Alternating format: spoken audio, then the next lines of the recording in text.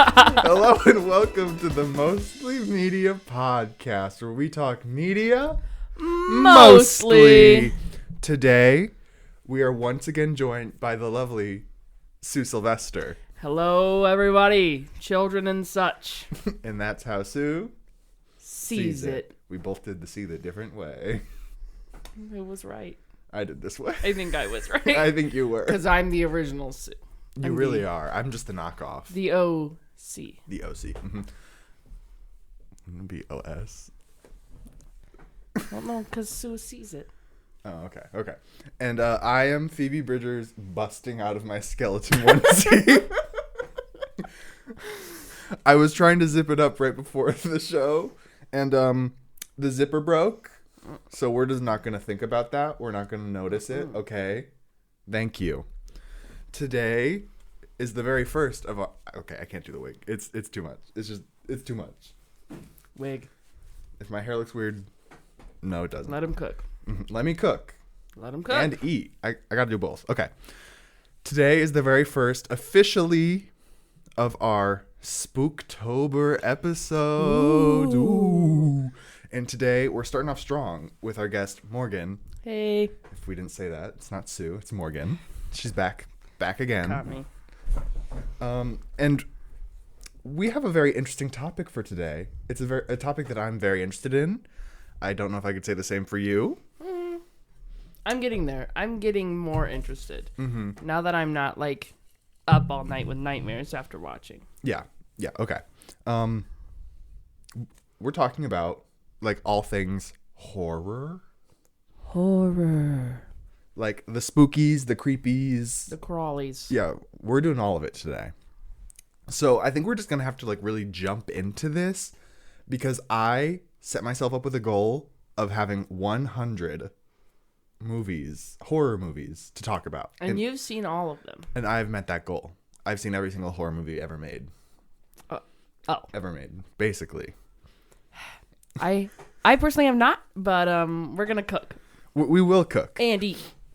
So before we really jump into this, I want to talk a little bit about, like, the horror that I don't know, just like a little backstory of our interactions with horror. Would you like to start? Yeah, so growing up, I did not watch horror movies just because I was very, very scared. Mm-hmm. And then the first horror movie I ever watched was It, the new one. Mm-hmm. And I was like, oh, this isn't terribly scary because, well, we'll talk about it a little bit later. Oh, we'll get to her. And then I watched The Autopsy of Jane Doe, and that one scarred me a little. Mm-hmm. That one was a little spook. But then I just was like, Morgan, grow up. We are gonna watch horror movies, and you're gonna go to sleep and not be a little baby. So that's my relationship with horror. I kind of have a very similar relationship to that. It was like 2020. I was like, you know what? I'm a man. Mm-hmm. We got to do this. So I sat down and I watched the first 2 Scream movies. Oy. And then ever since that, I've just been snowballing. And now you're 100 in deep. Oh, yeah. Honestly, it could be more than 100. There might be some that I'm forgetting because there was a time before Letterboxd, which is hard to believe for me. But like, it's pretty much around 100. And that's a lot, you guys. It is a lot. You put the time in. Because what was it? I texted you like the end of August, beginning of September about this episode. And I was like, oh, I have like 40, 50 movies that I've watched. We made it to 100 in less than a month. So that's probably what? Almost 200 hours spent. Just getting the spooks. I wish I had the time and energy to be as dedicated. Oh, I did not have the energy. Oh, but the dedication. True. You had that all dedication. of my breakdown, the break I took from the podcast was because of this. Because I was like, gotta watch, gotta do it. I burnt myself out. But you still have yet to watch Glee season 2. That's the yep. Anyway, it always gets back. Anyway, we always come back. Don't think I forgot. Sue, do you have any quick weekly recap, like what you've done this week, just before we really get in here to the I spooks? am a college student, so I legit just do homework 24/7 and cry. But that's it really. Friday, I got to come back here for the first time in what felt like forever. It was a little treat. And hang out and play Jackbox, and that was very cup filling and refreshing. It was me, great. So. It was great to see you again after how many weeks? 7. Too long. Too long. What about you? Any? Not much. Just painting my garage. Yeah. I'm covered in paint, kind of still. I see. Just everywhere. Just that one spot. Honestly, it looks like a callus. So. Yeah, that's paint. Wow. It's gonna look great though. We have mold on the ceiling in our garage. It's gonna paint right over that. Paint over it. That. That's what I do with my problems. Don't address the root. Cover paint it. over. Hey, the paint has a mold and mildew protection. So. Use protection. Yeah. Be safe. Okay, so we're gonna try to jump on into this because I have no idea how long it's gonna take. But you have to leave at 12:30. So I do. Can't be too terribly long. Sue has to go to class. Oh, Sue. I love hitting people in the hallways.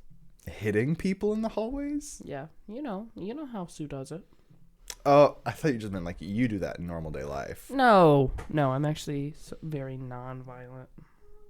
That's a good quality to have. So this episode might be a little different than usual because usually we do we'll talk about the topic and then we'll do a ranking. We're not doing that here today.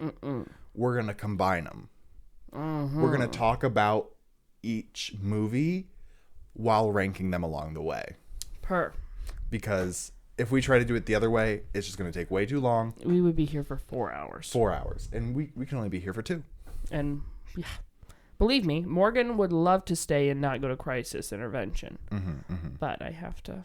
Horror palooza, baby. Horror palooza. Ruff, ruff, ruff.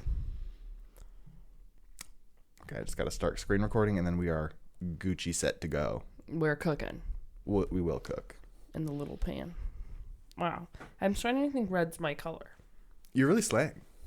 Plus the bleach blonde. Yes. You could really pull it off. Everyone, stay tuned. Next time, Morgan's going to have a complete change. This is just going to be your everyday look. No more. Yes. You will be Sue. I'm going to buy 8 tracksuits. Actually, but if this was $50. No. Honestly, that's not a low quality tracksuit too. If you want a Nike, like the Adidas tracksuits, don't want to think about it. Oh, this is a knockoff Adidas. But it's fine. We're cooking. Can you really see my zipper is unzipping? Is it that noticeable? Well, now that you pointed it out. Here, maybe I'll just because I will get warm. Maybe I'll just tie this around my waist. Oh. Because I am wearing a shirt under this, so. As am I.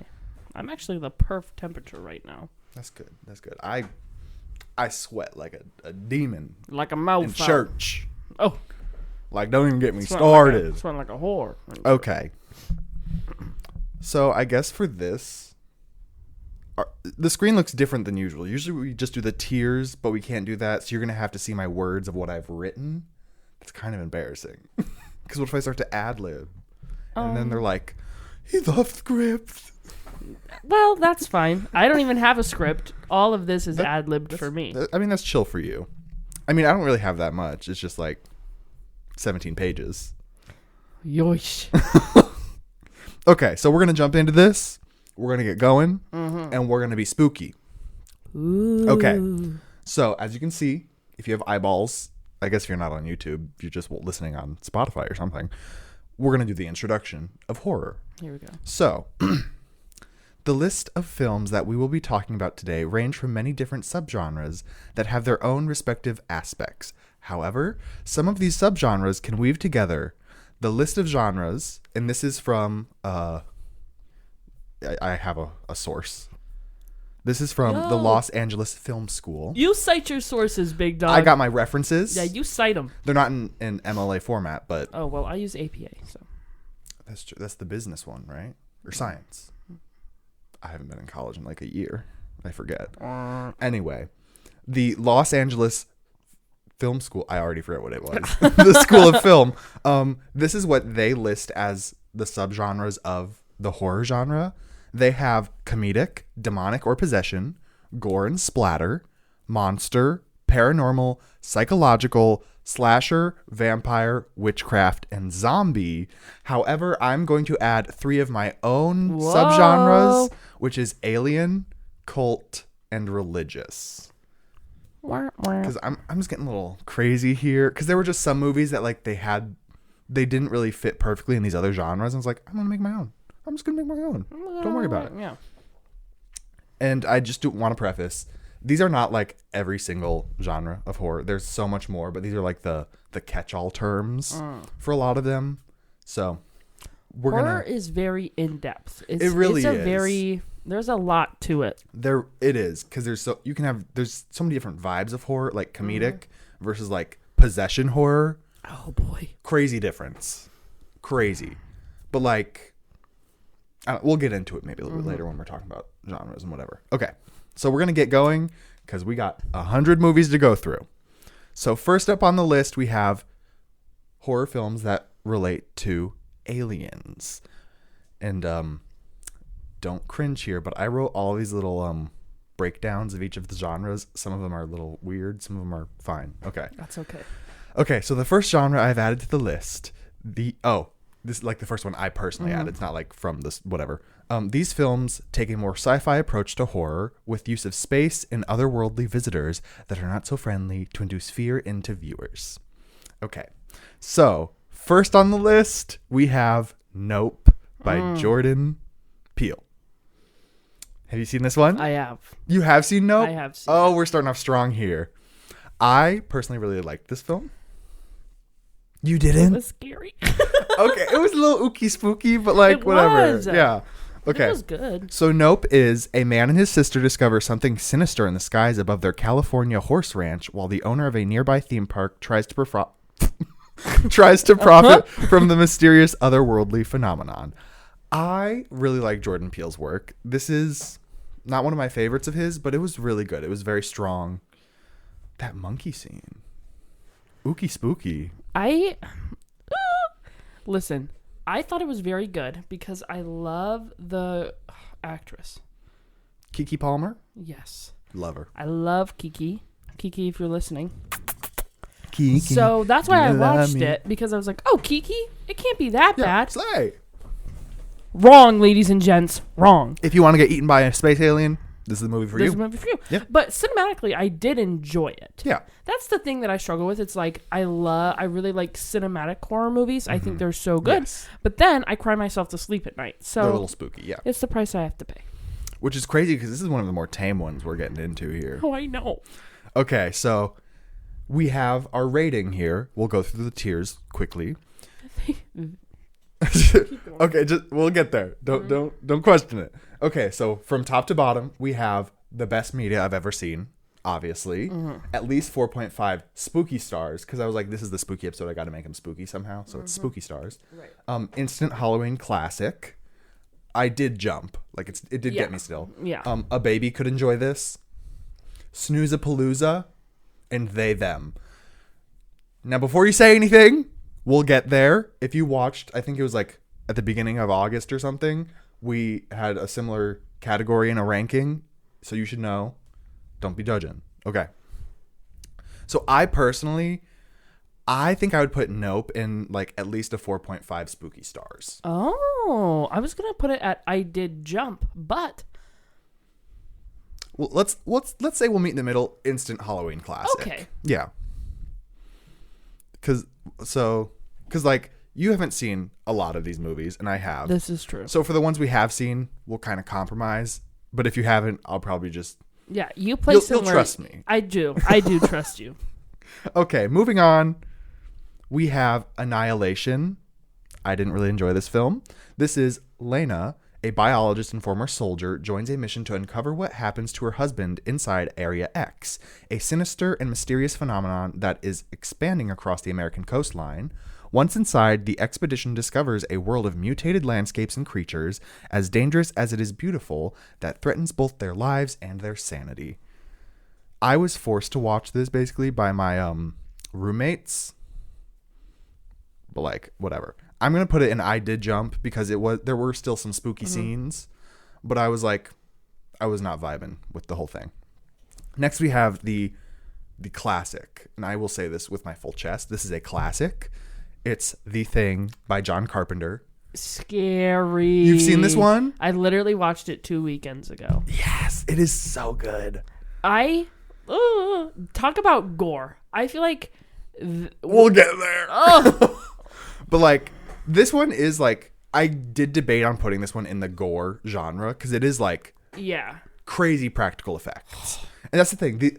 This movie, practical. No CGI, nothing. It was like the 70s, but like it was all practical, and it is terrifying.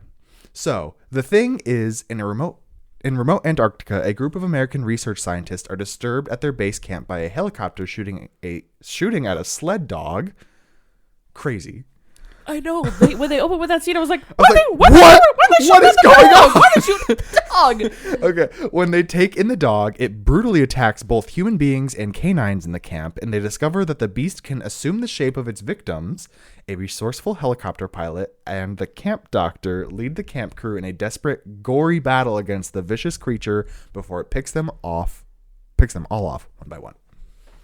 It is now. This is on like Letterboxd. It is like up high on like every horror list, and I'm like, there's no way it's that good. Like, there's no way it is that good. It is that good because it is actually like truly anxiety inducing. It is amazing. Oh, that ending scene when they're like in like the little caves or whatever, getting ready to blow everything up, and that thing just like sprawls out the ground.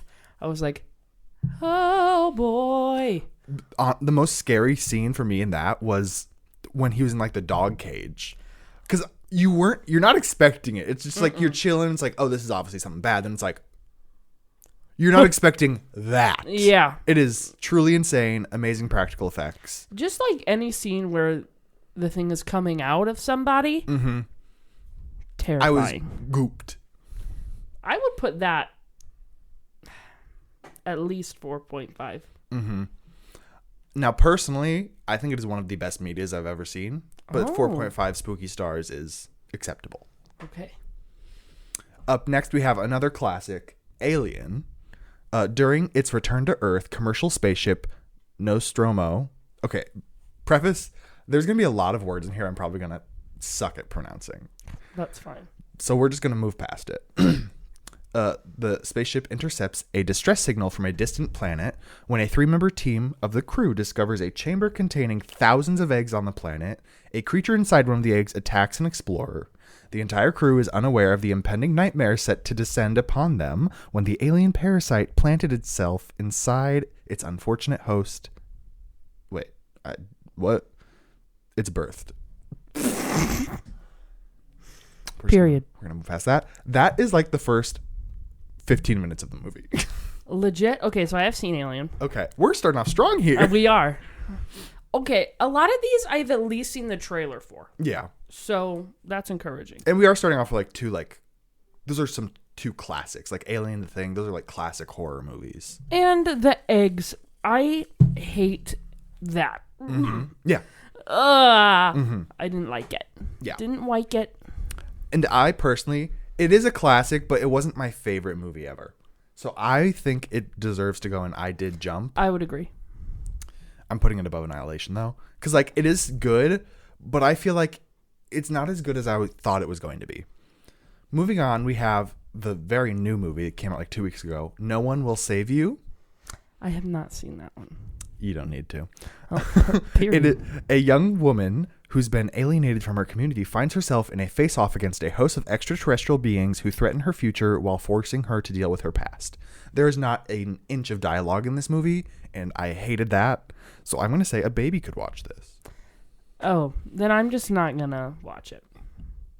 I will say all of the movies that you probably put in like the best movie you've ever watched, I will watch in October. Oh, slay. Thank you. Well, you've already seen one of them. I can tell you that. Period. I'm sure you know. Moving on. I'm sure I know. We're going to go into the comedic horror. Oh, period. Okay, so this is the most lighthearted subgenre in horror, as it sounds. Comedic horror, as it sounds, I just said that, uses comedic elements to add an extra layer to horror. In my experience, comedic horror is a very effective genre of horror, although is not as scary. They don't tend to be as scary. They have the comedy aspect that makes the film more enjoyable. And I love a good comedy horror. Love a good comedy horror. I agree. This is probably going to be my favorite subcategory. It's up there for me. It's really good. So starting off, we have Instant Hood classic, Scary Movie. Have you seen Scary Movie? I've seen all of them. You've seen all of them? I've only seen the first 3. I gotta get going. So Scary Movie. This isn't what I have here. It's not about the plot. It's basically what the movie is, really. Defying the very notion of good taste, Scary Movie out-parodies the pop culture parodies with a no-holds-barred assault on the most popular images and talked-about moments from recent films, television, and commercials. That was a mouthful. The film boldly fires barbs at the classic scenes from Scream, The Sixth Sense, The Matrix, I Know What You Did Last Summer, and The Blair Witch Project. Then goes on to mock a whole myriad of teen movie cliches, no matter the genre. People hate on this movie, but like, it's so funny. I think people hate on it. The people who hate on it are like the diehard horror fans, and they're like, "This isn't horror. This is so." It's like people that think that one Christmas movie is a Christmas movie. You know what I'm talking Nightmare about? Before Christmas? No, never mind. Oh, Die Hard. Yes. Not Christmas. Exactly. Yeah. It's like that. It's like, I feel like horror fans are like, this isn't horror, but it's like, and it's still funny. It's funny. There are some moments where it's like, oh, that gave me a little spook. I did jump. But I'm going to put the first, at least, Scary Movie, instant Halloween classic. I agree. Because it is effectively funny, effectively spooky in parts. It is so good. And I feel like it helps. Oh, excuse me. Oh, you're good. I feel like it helps get people introduced into the horror genre. True, because it's an easy starting point. It's funny. It's enjoyable. Right. Some dated jokes, but still. Moving on, we have Scary Movie 2. As the supernatural extension of the first film, Scary Movie 2 casted satirical eye on such iconic classics as The Exorcist and Poltergeist, as well as the more recent films Hannibal, What Lies Beneath, and The House on Haunted Hill. Those are not recent. This is an outdated little piece I have. In addition to all things supernatural, it lunges even further, taking on pulp icons, including Charlie's Angels and Mission Impossible 2. This again, just as effective as the first film. Still enjoyable. I agree. But I think I'm going to say I did jump because it just wasn't as good as the first one to me. I don't think any of them are. I feel like that's the way with sequels though. Like the first one's usually the best, and then they just kind of wow. Yeah. Usually how it is. Okay, moving on. Scary Movie 3. I do actually have the plot of this movie for this one because like I don't really care about all that other blob. After news reporter, I'm trying to go so fast I can't talk. After news reporter Cindy from the previous films accidentally watches a strange videotape that causes the viewer to die within a week, she discovers the tape is only one of many weird happenings. Local farmers Tom and George have reported massive crop circles appearing overnight in their fields. Cindy finds a link between the tape and the crop circles with help from the U.S. president and a kindly aunt. And then some of the big like movies that they knocked off here or parodying were Signs, The Ring, and 8 Mile. Not the president. The president. Queen Latifah was in this one. I love Queen Latifah. The best piece from this movie was when that kid just kept getting the shit beat out of him. Hit by a fan, thrown out the window. Gold. Amazing. Other than that, Snoozapalooza. I'd have to agree. And the fourth one? Them.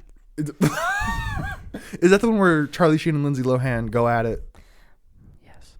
Wow. Okay. Moving on, we have The Menu. This is probably like the least funny of all of these I have on here. Yeah. You seen The Menu? I have. Oh.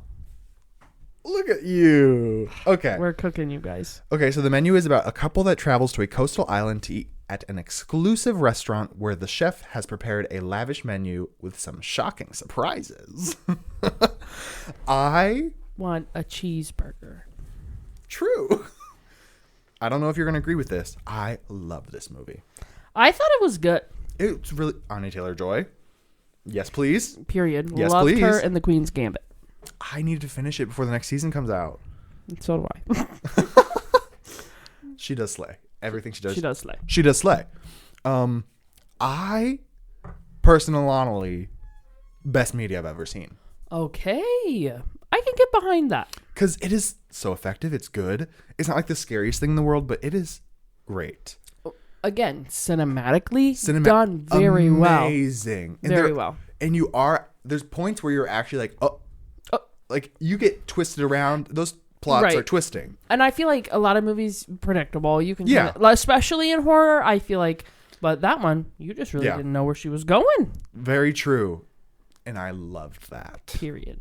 Moving on, we have Cocaine Bear. Amazing film. After a 500-pound black bear consumes a significant amount of cocaine and embarks on a drug-fueled rampage, an eccentric gathering of cops, criminals, tourists, and teenagers assemble in a Georgia forest. This film cracked my kringle. It really did. I thought it was funny. It was amazingly funny. There were scenes where I winced. I was like, ooh, the ambulance when flip. I was in the theater. You were with the ambulance. You were. Yeah. I needed an ambulance. I really did. And I was utterly shocked during this movie, and I loved it. Loved it so much. But I won't say it's one of the best films. I would, yeah. I think I'd put it in instant Halloween classic. Agree. It is enjoyable. It's funny as hell. But, like, it could have been better. Yeah. Up next, we have Jennifer's Body. Seen? I have not. Okay. Wait. That's fine. Read the description. Okay. When a demon takes possession of her, high school hottie, Jennifer, turns a hungry eye on guys who never stood a chance with her before. While evil Jennifer satisfies her appetite for human flesh with the school's male population, her nerdy friend, Needy, learns what's happening and vows to put an end to the carnage. I think I have seen it, but not enough to give it a good ranking on the scale. It definitely is a cult classic. Like, people have come to enjoy it over the years. It's very odd. Megan Fox, though. Period. Best movie I've ever seen of Megan Fox is in it. Kidding. I think I'd put this in instant Halloween classic. Okay. Because it's got the spookies. It's got the goodies. It really does. It's what a horror movie requires. Yes. Especially a comedic one. It's comedic. It's for like the teenagers. It's got all the teeny whatevers going on. It's the good. Teeny weenies. The teeny bopper weenies. Moving on, we have a newer addition to the horror, Bodies, Bodies, Bodies by A24. I enjoyed this one. Okay. When a group of 20-somethings get stuck at a remote mansion during a hurricane, a party game goes very, very wrong. Ends with a dead body on the ground and fake friends at every turn as they try to find the killer among them. This movie is one of the best, like, examples of how people from, like, our generation talk. Oh. So you know how in movies they always try to make, like, the Gen Zs and they're like, Yeah. This is, like, the most effective way I've ever seen it used in media. I see. It's great. There's a whole scene where, because it's definitely, like, about, like, rich kids, rich Gen Z kids. And they're having, like, this argument and they're like, your parents are upper middle class. Oh, damn. Yeah. Roasted. It's such a great movie. Plot twist at the end. Didn't see it coming, honestly. And that's very hard to say. When you've seen so many horror movies, you're like, predictable. I could have guessed that 14 minutes ago. 14 minutes ago, that's not that very long. I don't know. Anyway, I'm going to put Bodies, Bodies, Bodies, and I did jump. Okay. Because, like, it was still a good little fun watch. I loved it. Moving on, we have our next genre, cult. Your favorite, right? The next installment in subgenres I have added is cult, not to be confused with the occult. Cult-themed horror films use the premise of cults, whether that be religious or non, as a horror aspect, usually entailing our protagonists being introduced into a cult-like setting and having them fend for their survival.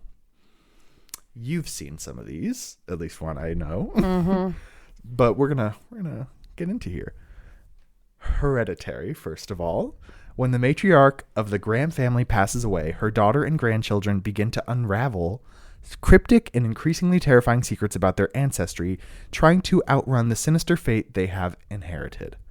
If you haven't seen it, we have a Hereditary episode. It's one of our, like, first 10 episodes. I'll link it It's great. period. Go watch. Okay. Hereditary. Best meat I've ever seen. It's because you're a cult person. I guess call me culty, but like it is so good. You're into the cults. I think it's just the aspect of Ari Aster. I love his work. Okay. So good. It's very effective.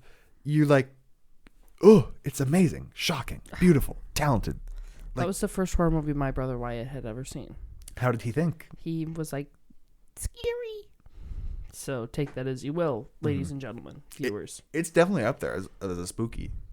It's great. Have you seen it? No. Okay. Well, maybe like the first 15 minutes, but then I was like, bluey. Gotta cleanse my eyes. Yes. Up next, we have your favorite movie ever, Midsummer. Oh, boy. A couple travels to Sweden to visit their friend's rural hometown for its fabled Midsummer Festival, but what begins as an idyllic retreat quickly devolves into an increasingly violent and bizarre competition at the hands of a pagan cult. Thought from this movie? This movie scared me. She's a little bone chiller. When he leg first jumped off that, That's on him. If it was me, looks back, give me the map. I said, girl, what? What am I witnessing right now? The bear? Why did they put him in a bear? The sex cult? What is cooking there? It's cooking. The whole movie, mouth open, just And I love her for that. Director's cut.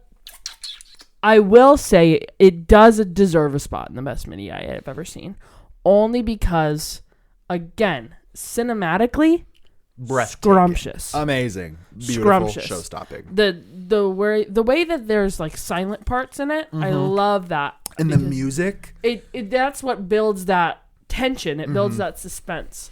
You have to have a good soundtrack. Like there's some movies on here. The score soundtrack ruins the tension. Like the music is there to add tension and help the film not be the driving force of the tension in the movie. There's a film on this list that I know you've seen that does that, and it pisses me off. So horror movies, if makers out there, if you're listening, do better. Take notes. Take notes from these professionals. I've seen 100. I should know. Okay, moving on. We have the worst installment in the cult classics here. A classic horror story. Sounds like it would be a baller. She ain't. Not a baller. 5 people traveling by camper crash into a tree. When they recover, the road they are driving on has been replaced by an impenetrable forest and a wooden house. I have not seen this movie. It sucks. Noted. Noted. I think she's going to be our first installment into They Them. Okay. What is the They Them category? We'll get there. Okay. I think when we get to like 60, our 60th movie, you'll find out. Okay. I just want to say a classic horror story sucks. Okay. Next up, we have demonic possession. Oh. This subgenre focuses on all things dark, usually composed of someone integral to the story being or becoming possessed by some sort of supernatural element. This is one of like the 3 genres. Oat scared me. Just the black figure turning the corner. No. This is one of the 3 genres I have that only has a single movie. Because there are some genres that I have focused more on. Not intentionally, but like... Okay. Demonic possession. I don't know why I said that. The first movie we have is The Taking of Deborah Logan. Ooh. And if you see, I have a little FF here in parentheses before... Otis. Before the movie title. That stands for found footage. You know a good found footage film? Yes. Was that the first one? Yeah, that was the first found footage film we have. I just wanted to mark that just to bring it up. Because found footage, it's a very hit or miss sub-genre of horror. It's questionable. Okay. Mia records the daily lives of Deborah and her daughter Sarah as part of her thesis. As the days progress, strange things happen around Deborah, and it becomes apparent something has taken control of her. This is a ookie spooky. Sorry, Oat sat on my foot. He's so cute down there. He's crazy. This movie... You've seen? I have seen. Oh. And... The head? It's scary. Spooky scaries. Because it's like... Like, you know what's happening when you start this movie. Yeah. But then it's like, oh, she's eating people? She hopped up out that chair real quick. It was great, though. Ethel Cain told me to watch this, and I sat and followed. Bye, Odie. The Taking of Deborah Logan. I'm torn here. I don't know what category it deserves. Well, What do you think?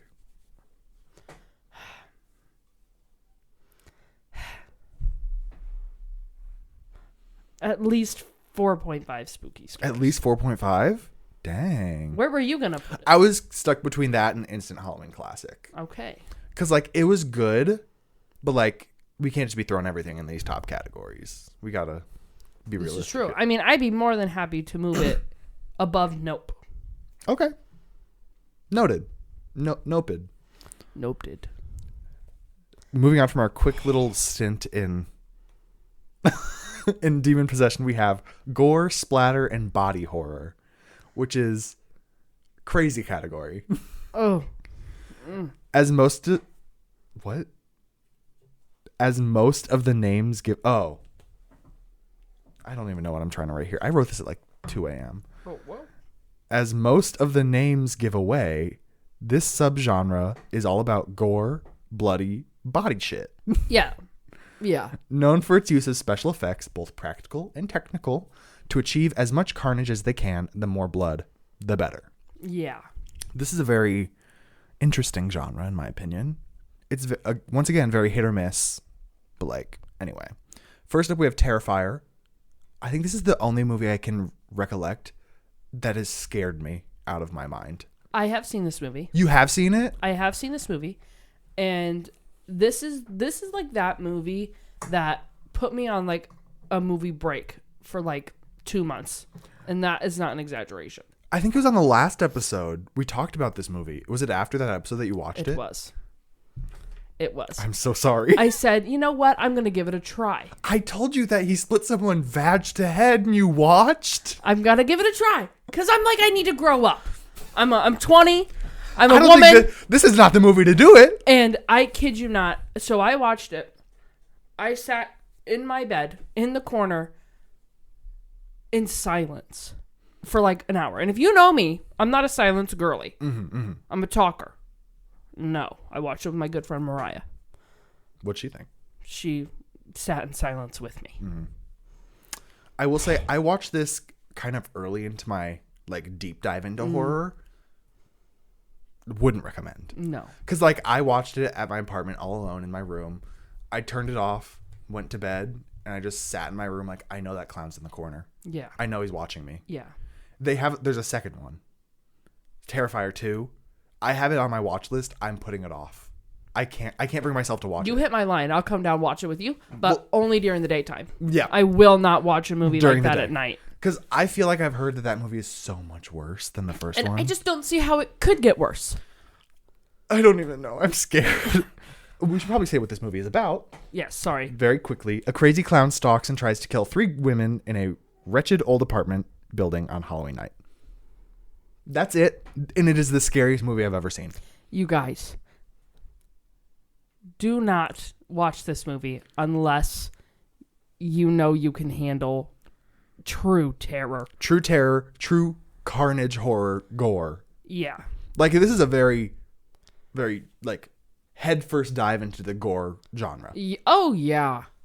Oh, It's yeah. crazy.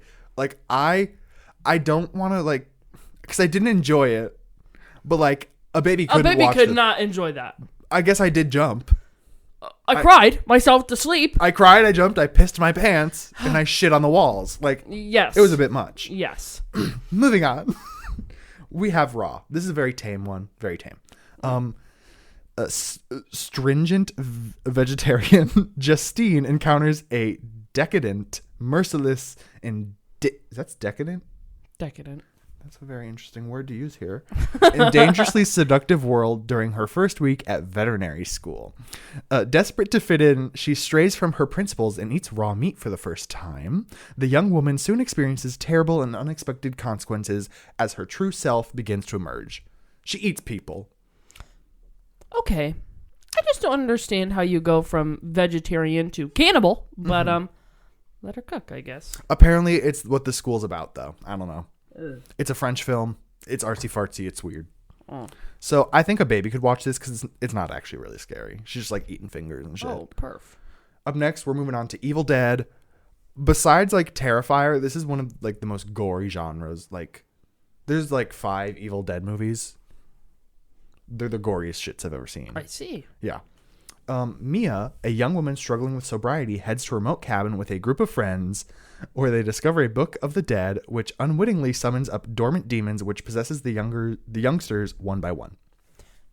People, if you go to a remote cabin and there is something that looks like it could do spooky stuff, leave it alone. It literally says Book of the Dead. It's bound in human skin. Leave it alone. This movie... Okay, so there's a TikTok sound that I did not realize was from this movie. It's a very horny sound. Oh. It's usually people will use it and it's like during a zombie apocalypse and my girlfriend has been turned and it's like, come down here so I can suck your cock, pretty boy. Oh, what the hell? Have you heard that? No. Oh, I sound like an idiot then. That's from this movie. The Evil Dead movies, they have made me wince the most out of any movie I've ever seen. I see. There's a scene where she takes a box cutter, opens it fully, tongue, base to tip, splits the tongue all the way in half. I'm unwell. Anyway, I think this is an instant Halloween classic. Oh, period. Because they're so good. They're so interesting, and I'll eat it up. Similarly, we have Evil Dead Rise, the newest installment, 2023 movie. A reunion between 2 estranged sisters gets cut short by the rise of flesh-possessing demons, thrusting them into a primal battle for survival as they face the most nightmarish version of family imaginable. Was thrusting the word we had to use? Thrusting for this? is the word to use. Again, some of the most wincing scenes I've ever seen. Cheese grater, calf. And my thing is, it's just like, why? Because this is like the epitome of like the body horror, whatnot genre gore. It's trying to get the most carnage, the most blood, all of that. And it's cooking. It really is. Evil Dead Rise is at least a 4.5 for me. It is at least a 4.5 spooky stars. Put it up there. Put it up there. It is so good. Like, look at her. You can't tell me she's not slaying. Look, Mommy Loves You to Death. Eating it up. Eating it up. Eating her up. Mm-hmm. Okay, we're going to kind of try to quickly go through some of these so we don't have to like... Yeah, so these next few I haven't seen. Yeah, so. Okay, so we're just going to get going and I'm just going to quickly go. So Tusk, a U.S. podcaster, ventures into a Canadian wilderness to interview an old man who has an extraordinary past, and the American learns the man has a dark secret involving a walrus. He cuts this bitch up and turns him into a walrus. They, them. It sucked.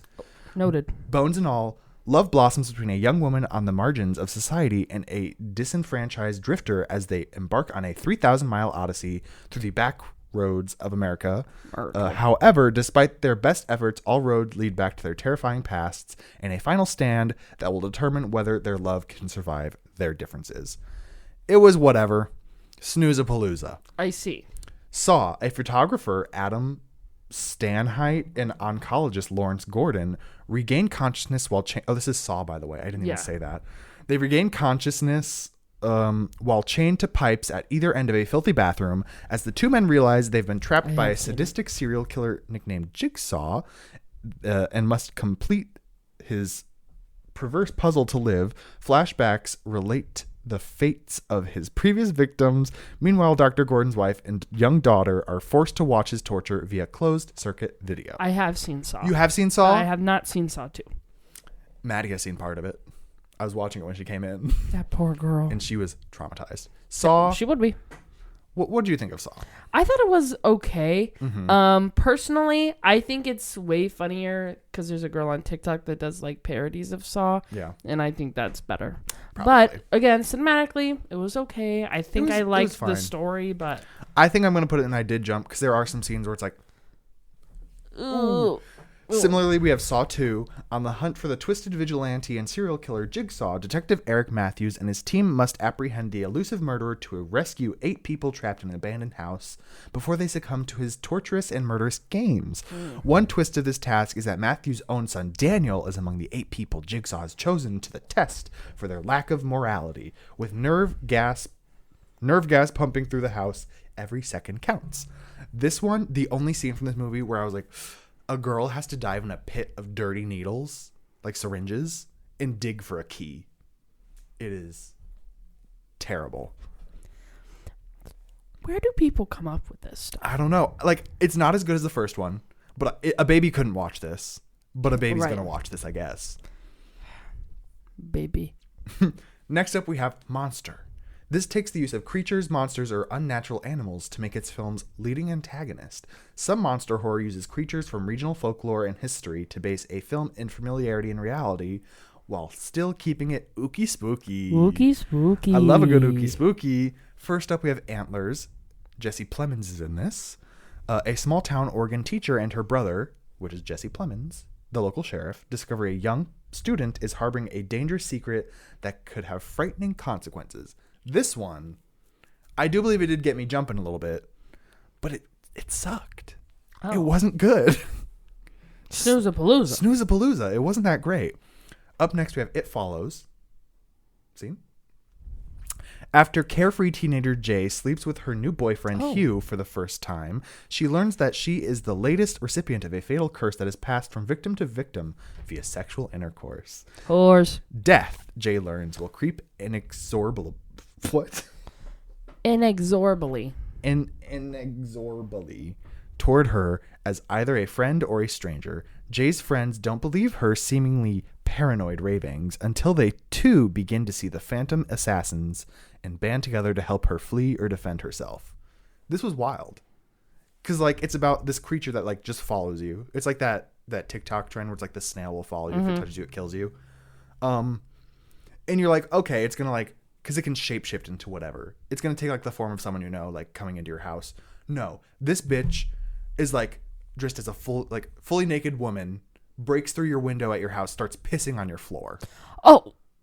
What? Oh. Like, they're not trying to get the task done, honestly. They're just trying to have a little spookaroosko. True. But I did jump. Could you imagine fucking somebody and then all of a sudden... It's literally a metaphor for STDs. Amen. Stay safe out there. Wrap it up. Wrap that, Willie, before you get silly. Next up, we have Men. Harper retreats to That's the countryside. Scary. For real. To the countryside to be alone in the wake of a tragedy. Her husband died. But her unease at the town's leering and uncanny similar men grows into a fully fledged nightmare as her arrival awakens something primal in the forest. I was sitting there watching this movie at the very end. Oh. What's the lore? Terrible. There's a man, fully nude, giving birth over and over and over and over. Disgusting. From where? I couldn't tell you. I don't know if anybody knew this, but men do not have... vaginal openings for birthing? Vaginal birthing canals. Mm-hmm. Don't ask me. God, I will not be watching that movie. Snooze-a-palooza, because it sucked up until that point, because it's like boring and it's like... And then it's like babies coming out. It like came out the taint between the holes. Oh. Yeah, like fully ripped open. It's interesting. Okay, next up we have Lamb. In rural Iceland, a childless couple discovers a strange and unnatural newborn in their sheep barn. They decide to raise her as their own, but sinister forces are determined to return the creature to the wilderness that birthed her. It is a little child with the head of a lamb. Poor kid, like Penelope. It is... What? You know, Penelope, like the girl that was born with the nose like a pig. I haven't seen that. Well, whatever. Anyway. This one's an interesting one. I have mixed feelings. I think I'm going to say a baby could watch this because not much happens. It's just like, oh, what was that? What was that? What? And then at the very end, like this giant thing comes up and whatever. Okay. Next up, we have The Ritual. Reuniting after the tragic death of their friend, 4 college pals set out to hike through the Scandinavian wilderness. A wrong turn leads into the mysterious forest of Norse legend, where an ancient evil exists and stalks them at every turn. Now, this one could have gone in the cult category, but it is more about a giant monster. I see. This is one where it's like about a not true, but like a folklore thing. Oh, true. I don't know if it's like a Wendigo or something in that realm. But I'm going to say a baby could watch this because not much is happening. Next up, did you just pull your contact out? It fell out. Just keep cooking. I'll put it back. Oh, okay. We're going to move on. Vivarium. Hoping to find the perfect place to live, a couple travels to a suburban neighborhood in which all the houses look identical, but when they try to leave the labyrinth-like development, each road mysteriously takes them back to where they started. This one... You're reminding me of Mad Eye Moody right now. Yo! Let me cook. We good? I just need to... I haven't seen... I have seen the Babadook, but just keep cooking. We'll get to you. You just keep cooking. Vivarium kind of sucked ass. It just had a creepy little Sheldon Cooper lookalike. Snoozapalooza. Snoozy paloozy. So we're going to talk about the Babadook, and Morgan will probably chime in from the bathroom. A single mother plagued by the violent death of her husband battles with her son's fear of a monster lurking in the house, but soon discovers a sinister presence all around her. I personally saw that twist coming. Oh. I saw her coming. You saw her what? Sorry if the camera's a little different now. I had to get a new battery and change some stuff. The Babadook. We're back. This was one of the... I watched this movie when I was in like the 7th grade. I wasn't the biggest fan. I thought it was mid. It was fine. It really was. My baby would watch it. No baby. Up next, It. Oh. Okay. So 7 young outcasts in Derry, Maine are about to face their worst nightmare, an ancient shape-shifting evil that emerges from the sewer every 27 years to prey on the town's children. Banding together over the course of one horrifying summer, the friends must overcome their own personal fears to battle a murderous, bloodthirsty clown known as Pennywise. I think this could have gone in the comedic category. And let me explain. You mean to tell me there is a monster out there that all I legit have to do is go, no, you don't scare me, and then it just hides. Bitch, yeah, that is so embarrassing. That's so embarrassing. Very true. Like, they couldn't do that in the first movie. They had to do 2. They had to do There's 2. a third one coming, too. Unnecessary. Yeah. This is the movie I was talking about, that the score tries to make you feel Yeah. It doesn't work. Because it's like, this is just loud music. I don't care. And again, it's just like, Pennywise, you're a bitch. You're a bitch. That's embarrassing. Like, they could have cooked with this. Oh, yeah. But they didn't. No. They didn't. Uh-uh. I think I'm going to put It 1, and I did jump. Yes. Because there are some spookies, but, like, I have qualms with this movie. Moving on, we have It Chapter 2. Defeated by members of the Losers Club, the evil clown Pennywise returns 27 years later to terrorize the town of Derry, Maine once again. Now adults, the childhood friends, have long since gone their separate ways, but when people start disappearing, Mike Hanlon calls the others home for one final stand. Damaged by scars from their past, the united losers must conquer their deepest fears to destroy the shape-shifting Pennywise. No more powerful than ever. Blah, blah. He wasn't. He sucked. He still sucks. He's a bitch. Yeah. Snoozapalooza. Didn't one of them kill themselves? Yes. I thought so. I was disappointed. Stanley was my favorite. And then he... Blech. Why do we have to see his butt, too? I don't know. Moving on, we have Bird Box.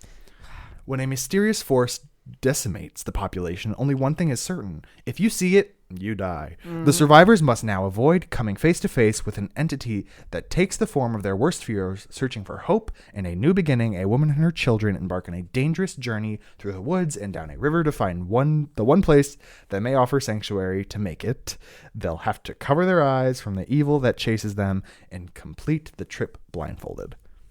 I love Sandra. Sandra's great. Bird Box. Again, mixed feelings. I think I'm going to say I did jump. I did jump. I was okay. Because, like, it is spooky when that bitch jumps out a window. Goo. Wow. I jumped. But it wasn't. But that's it. It wasn't. Yeah. 5.4 spooky stars. Very true. Very true. Up next, we have Bird Box Barcelona. This one came out this year. Continuation. After a mysterious force decimates the world's population, Sebastian must navigate his own survival journey through the desolate streets of Barcelona. This one wasn't needed. Oh. We don't need her. No. Gross. Snoozapalooza. Or they, them. Okay. It's not with these other two movies are far worse than Bird Box Barcelona. I'm putting it in they, them because it didn't need to be made. It just wasn't needed. She was irrelevant. For real. Next, classic Jaws. Classic. When a young woman is killed by a shark while skinny dipping near the New England tourist town of Amity Island, Police Chief Martin Brody wants to close the beaches. The mayor, Larry Vaughn, overrules him, fearing that the loss of tourist revenue will cripple the town. Ichthyologist Matt Hooper and grizzled ship captain Quint offer to help Brody capture the killer beast, and the trio engage in a epic battle of man versus nature. I think this goes in the classics. It does go in the classics. I haven't seen it in forever. I did put it on here because I needed 100 movies. But, like, you can't go wrong with a Jaws. Mm-mm. Jaws is a classic. It's a spooky scary. Yeah. Up next, I watched this one last night. Oh. Eraserhead. Wildest shit I've ever seen. Oh. I haven't seen it. It's crazy. It's from like 1977. Oh, that's how you know. Henry Spencer tries to survive his industrial environment, his angry girlfriend, and the unbearable screams of his newly born mutant child. The baby looks like an AirPod. And there's like a bitch in the radiator that comes to life and like seduces people. I don't know. This is a truly absurd movie. AirPod babies and bitches in the radiator. You heard it here first. It's a truly absurd movie. I'm going to put it in I Did Jump because it was like the most wild thing I've ever seen. All right. There was a chicken that was bleeding, like a cooked chicken, bleeding and giving birth to something while he was cutting it. I can't even think about it. What is up with horror and just having random things give birth? Like, this was borderline, like, gore category. Oh. But I put it in the monster category because that baby was fucked. Oh. Next, we have Smile. I have seen Smile. You have seen Smile? I have. After witnessing a bizarre traumatic incident involving a patient, Dr. Rose Cotter starts experiencing frightening occurrences that she can't explain. As an overwhelmingly terror begins taking over her life, Rose must confront her troubling past in order to survive and escape her horrifying new reality. Thoughts on Smile? Mid. It kind of was. I was so hyped for this movie when the trailers came out. It looked like the scariest thing in the world.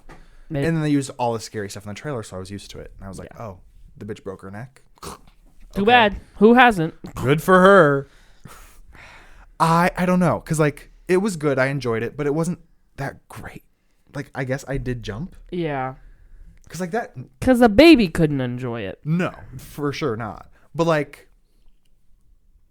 Okay, I think maybe Snoozapalooza and a baby could enjoy this should be switched. There we go. Let me get these colors right. Oh, didn't mean to do that. Wait. Okay. There we go. Perf. Yeah. Now we're cooking. I guess I don't agree with that, though, then now. Because, like, Saw is worse than Men. I'm going to move it back. Okay. Moving on. We have supernatural paranormal films. These are films revolving around any sort of ghost or paranormal activity, no relation to the film. Oh. Poltergeist, again, no relation to the film. Elements are some of the most horrifying films. This is due to ghosts being a very uncontrollable thing to humans. Starting off, we have Skinamarink. Have you heard of this one? I have heard of it, but I haven't seen it. This is about two children wake up in the middle of the night to find their father is missing and all the windows and doors in their homes have vanished. It is the most boring but like captivating thing I've ever seen. A lot of people hate this because it is just like looking at a wall and like eerie anxiety feelings. I'm gonna honestly put it in a baby could watch this. Oh, okay. Because like not a whole lot happens. I think he does kill his sister though. I don't. Well, remember. who hasn't? Haven't seen this in a while. I'm kidding. Maddie is alive and well. Love you, Maddie. Next up, we have Things Heard and Seen. After moving to a small town with her husband, a young artist begins to suspect that their home harbors some dark secrets. This one, I don't really remember it. Amanda Seyfried, she's in it. Love her. Great. Ooh, I just watched her in Les Mis last night. What about Mamma Mia? She was in Les Mis first. I'm going to put this in a baby could watch this. I don't remember a whole lot that went on in there. I think maybe there was some murder, so maybe not a baby, but I don't know. The Autopsy of Jane Doe. I personally think it's a classic. It is great. A coroner and his son conduct an autopsy on a beautiful Jane Doe murder victim and find increasingly bizarre clues. This movie was the first movie that ever like really like freaked me out. Like I had to call my. Are you shopping on your watch? Oh, I'm going to Target. I had to call my sister to talk to me on my drive home because I thought somebody was in the back of my truck. Like, thinking back, I think I could have moved this out of paranormal into witch category because like that's what we end up finding out at the end of the movie. But like, oh yeah, and again, this goes with why can't people just leave well enough alone? For real, leave her alone. Just leave her be. Bury your bitch. But when they start cutting her open and everything's cracking, and I thought it was Find a all good the movie. fabric inside of her body. Oh, and again, they didn't just leave. If I was a coroner and I opened up a woman and there was fabric inside, and like runes and ritual writings inside of her body, I would have dropped those scissors and closing ran. the body, leaving. Sewing her up. I'm so sorry. Skadoosh. Skedaddle. They couldn't even burn that bitch. I put it in instant Halloween classic because it was a classic. It's a classic. It's a good spooky. Next up, we have Malevolent. Florence Pugh's in it. A brother-sister team who fake paranormal encounters for cash get more than they bargained for when a job at a haunted estate turns very, very real. Snooze-a-palooza. Snoozy-paloozy. Was not good. Honestly, bordering they them. Oh. You know, she's going in they them. Period. Next up, we have As Above, So Below. This one, found footage film, gave me a spook. Scary. When a team of explorers ventures into the catacombs that lie beneath the streets of Paris, they uncover the dark secrets that lie within the city of the dead. It was crazy. Bro, catacombs alone scare me. Mm-hmm. It's like those poor people. They didn't get to be buried. Don't go down there, though. Again. Horror is literally just people not knowing how to leave well enough alone. For real. It's going in instant Halloween classic because it did give me a nookie spooky. But, like... That was the chair, by the way. You're good. Next up, we have... This is going to eat up most of our time here. Psychological thrillers. I think there's 30 movies alone in this category. Yeesh. So we're going to try to run through these. The most generic of all horror, not in a bad way. Thrillers or psychological thrillers is a very broad genre of horror, leading to an array of different themes and antagonists used in these films. Many films fall under this category, such as Midsummer, Vivarium, The Menu, etc. But other thematic elements cause them to fall into other categories. Treat this as sort of a catch-all for horror films. Yeah, like pretty much. If you can't nail down, like, if it's about witches or ghosts, it's going in this category. Thriller is what people think of when they think of horror. For real. And I'll leave it up. Mm-hmm. Starting off very strong, we have The Shining. Have you seen that? I have. That's so good. Jack Torrance becomes winter caretaker at the isolated Overlook Hotel in Colorado. Hoping to cure his writer's block, he settles in along with his wife, Wendy, and his son, Danny, who is plagued by psychic premonitions. As Jack's writing goes nowhere and Danny's visions become more disturbing, Jack discovers the hotel's dark secrets begin to unravel into a homicidal maniac hell-bent on terrorizing his family. I love terrorizing families. I do too. This movie is so good. I one of the best medias. Oh, Whatever. put it up there. Put it where it belongs. One of the best medias I've ever seen. And it's honestly at the top because it is a certified hood classic. It is so good. So you put The Menu above Midsommar? Honestly, I think I would put Menu last, but Hereditary first. Oh. I think Hereditary is a more, it's more effective than Midsommar. But Midsommar is like one of my favorite movies. This is true. Mm-hmm. Mm-hmm. Moving on, we have The Lighthouse. Two lighthouse keepers try to maintain their sanity while living on a remote, mysterious New England island in the 1890s. This is not as spooky scary, but it is anxiety inducing. It's really good. Robert Eggers, great director. Love his films. I've watched almost all of them. Beautiful. But Robert Pattinson's in this. Willem Dafoe. Robert. It's really good. I think I love you, Robert. at least 4.5 spooky stars. Okay. It is good. Up next, Don't Worry, Darling. Oh. In the 1950s, Alice and Jack live in the idealized community of Victory, an experimental company town that houses the men who work on a top-secret project. While the husbands toil away, the wives get to enjoy the beauty, luxury, and debauchery of their seemingly perfect paradise. However, when cracks in her idyllic life begin to appear, exposing flashes of something sinister lurking below the surface, Alice can't help but question exactly what she's doing in Victory. I really liked this movie. It's really good. Questionable in the making process with Olivia Wilde. Oh. But it was still good. It was effective. Yes. Twist, honestly didn't see coming. I really didn't either. Mm-hmm. I saw it in theaters with my bestie, Erica. And we watched it again because we had to dissect it. But we were just like, there's just so much. Little flashes of scenes. I really did like it. I think I need to watch it again because I've only seen it once. Yeah. But I want to go back and watch it and find all the little details I missed. Up next, we have Barbarian. Oh. Which in 2022 was said to be the most scary movie ever. I would disagree. I would disagree as well. Terrifier? Heard of her? Over Barbarian any day. A young woman discovers the rental home she booked is already occupied by a stranger. Against her better judgment, she decides to spend the night, but soon discovers that there's a lot more to fear than just an unexpected house guest. Jeez. I honestly really loved Barbarian.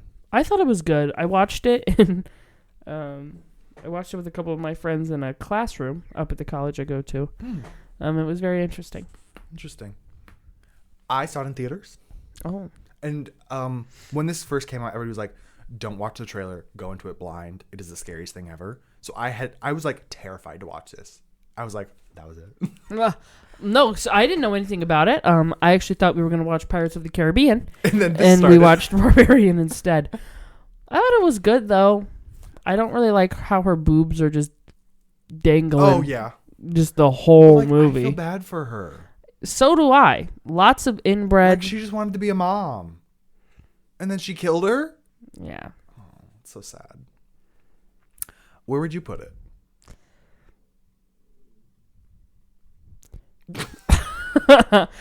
I would say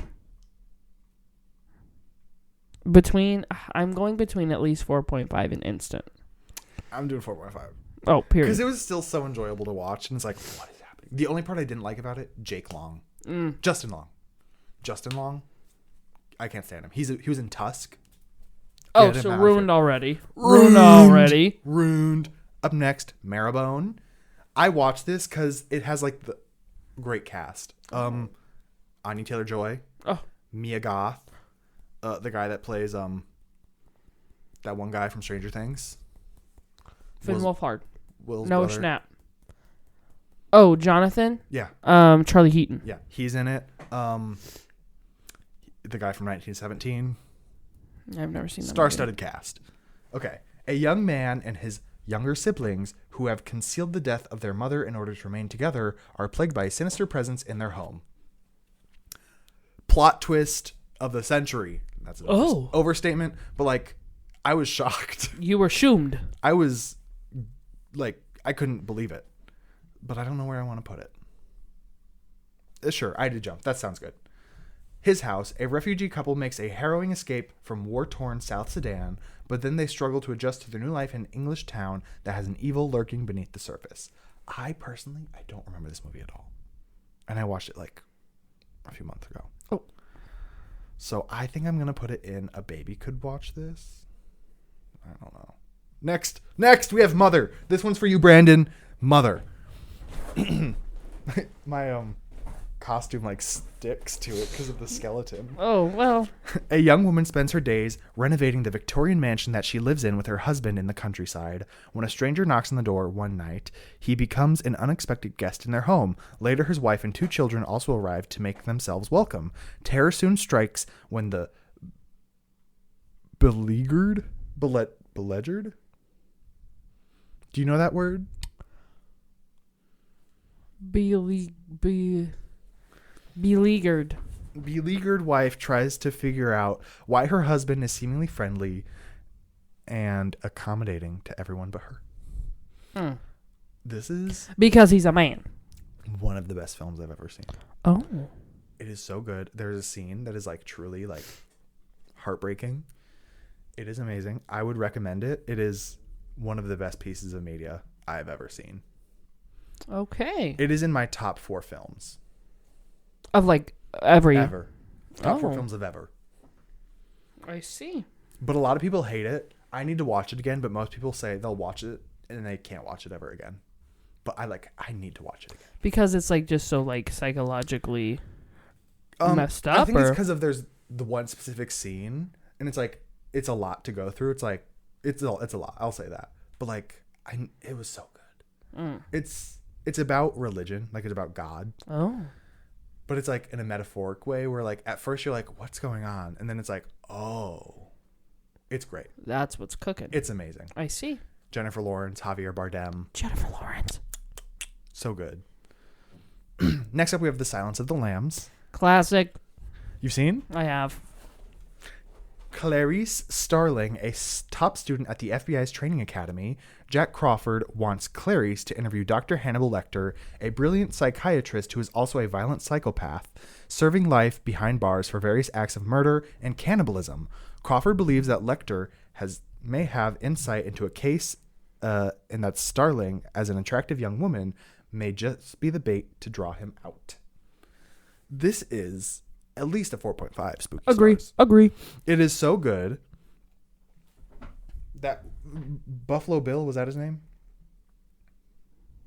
Yes. Terrifying. That movie, it was good though. It was really It was good. I thought I knew everything about this movie because it is like one people talk about all the time. But then you watch it and you're like, what the hell? What am I witnessing When on the she's screen? walking through the house in the dark, Oh. I was like, Oh. I can't watch this. That's me when I watch any horror movie though. I'm just like,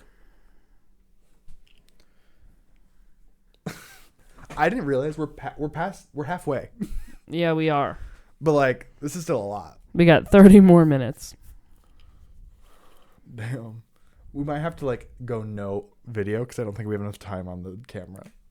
Well, Which is fine. this is fine. It's fine. Okay. Knock at the cabin. While vacationing at a remote cabin in the woods, a young girl and her parents are taken hostage by 4 armed strangers who demand they make an unthinkable choice to avert the apocalypse. Confused, scared, and with limited access to the outside world, the family must decide what they believe before all is lost. Snooze-a-palooza. Wah, wah, wah, wah, wah. Boring. Haven't seen it, so I'll take your word for it. I had higher hopes. M. Night Shyamalan, going downhill. Oh. Infinity Pool. Guided by a seductive and mysterious woman, a couple on vacation ventures outside the resort grounds and find themselves in a culture filled with violence, hedonism, and untold horror. A tragic accident soon leaves them facing a zero-tolerance policy for crime. Either you'll be executed, or if you're rich enough to afford it, you can watch yourself die instead. A very interesting concept. Craziest sex scene I've ever seen. Oh. Like drug-fueled, psychedelic orgy. Crazy. Mia Goth. Oh. But like, I expected more from it. I'm going to say, I don't know, a baby could watch this because I wanted more from the movie. It didn't give me what I wanted. Just an orgy. That's all it gave me, and that's not what I wanted. Choose or Die, a broke student who plays an obscure 1980s survival computer game in pursuit of an unclaimed $100,000 prize. After a series of unexpectedly terrifying moments, she soon realizes she's no longer playing for the money, but for her own life. Trying to hold my hand? No, I want She's trying to your hold my cat. hand under the table. This movie, snoozy paloozy. I'll take your word for it. We're really getting into some sucky ones here. Creep, this is a found footage film. Aaron answers an online ad and drives to a stranger's house to film him for the day. The man wants to make a movie for his unborn child, but his requests become more bizarre as the day goes along. This, one of the best movies I've ever seen. It is so good. I love this movie. It is amazing. If you haven't seen Creep, go give it a watch. It is spooky. It is anxiety-inducing. Eating it up. Similarly, we have another found footage film, Creep 2. That's good? It's on the same level, honestly. Oh. A video artist who craves shocking stories realizes she has made a mistake when she meets a serial killer in a cabin. It's the same guy from the first film. Classic. So good. I think I'm going to put it in at least 4.5 stars because I just can't do both of them in the best media I've ever seen, but they're both amazing. Next up, we have In the Tall Grass. A brother and sister enter a field of tall grass to rescue a boy. They soon realize they cannot escape and something evil lurks in the grass. Canon. Shocker. A baby could watch this. I was terribly confused. There's a lot about time. I just couldn't do it. 1922. A farmer conspires to murder his wife for monetary gain and convinces his teen son to participate. Wilfred and his son Henry soon become delusional as they continue on with their lives. Me. A baby could watch this. It was on the same caliber as In the Tall Grass. Otis! Don't play with the TV. What? Where did that come from? Okay. Next up, we have Gerald's Game. Crazy movie. A woman accidentally kills her husband during foreplay. Huh. You said what? They had driven out to a remote area in an attempt to reignite their flailing relationship. Handcuffed to the bed, she soon becomes delirious.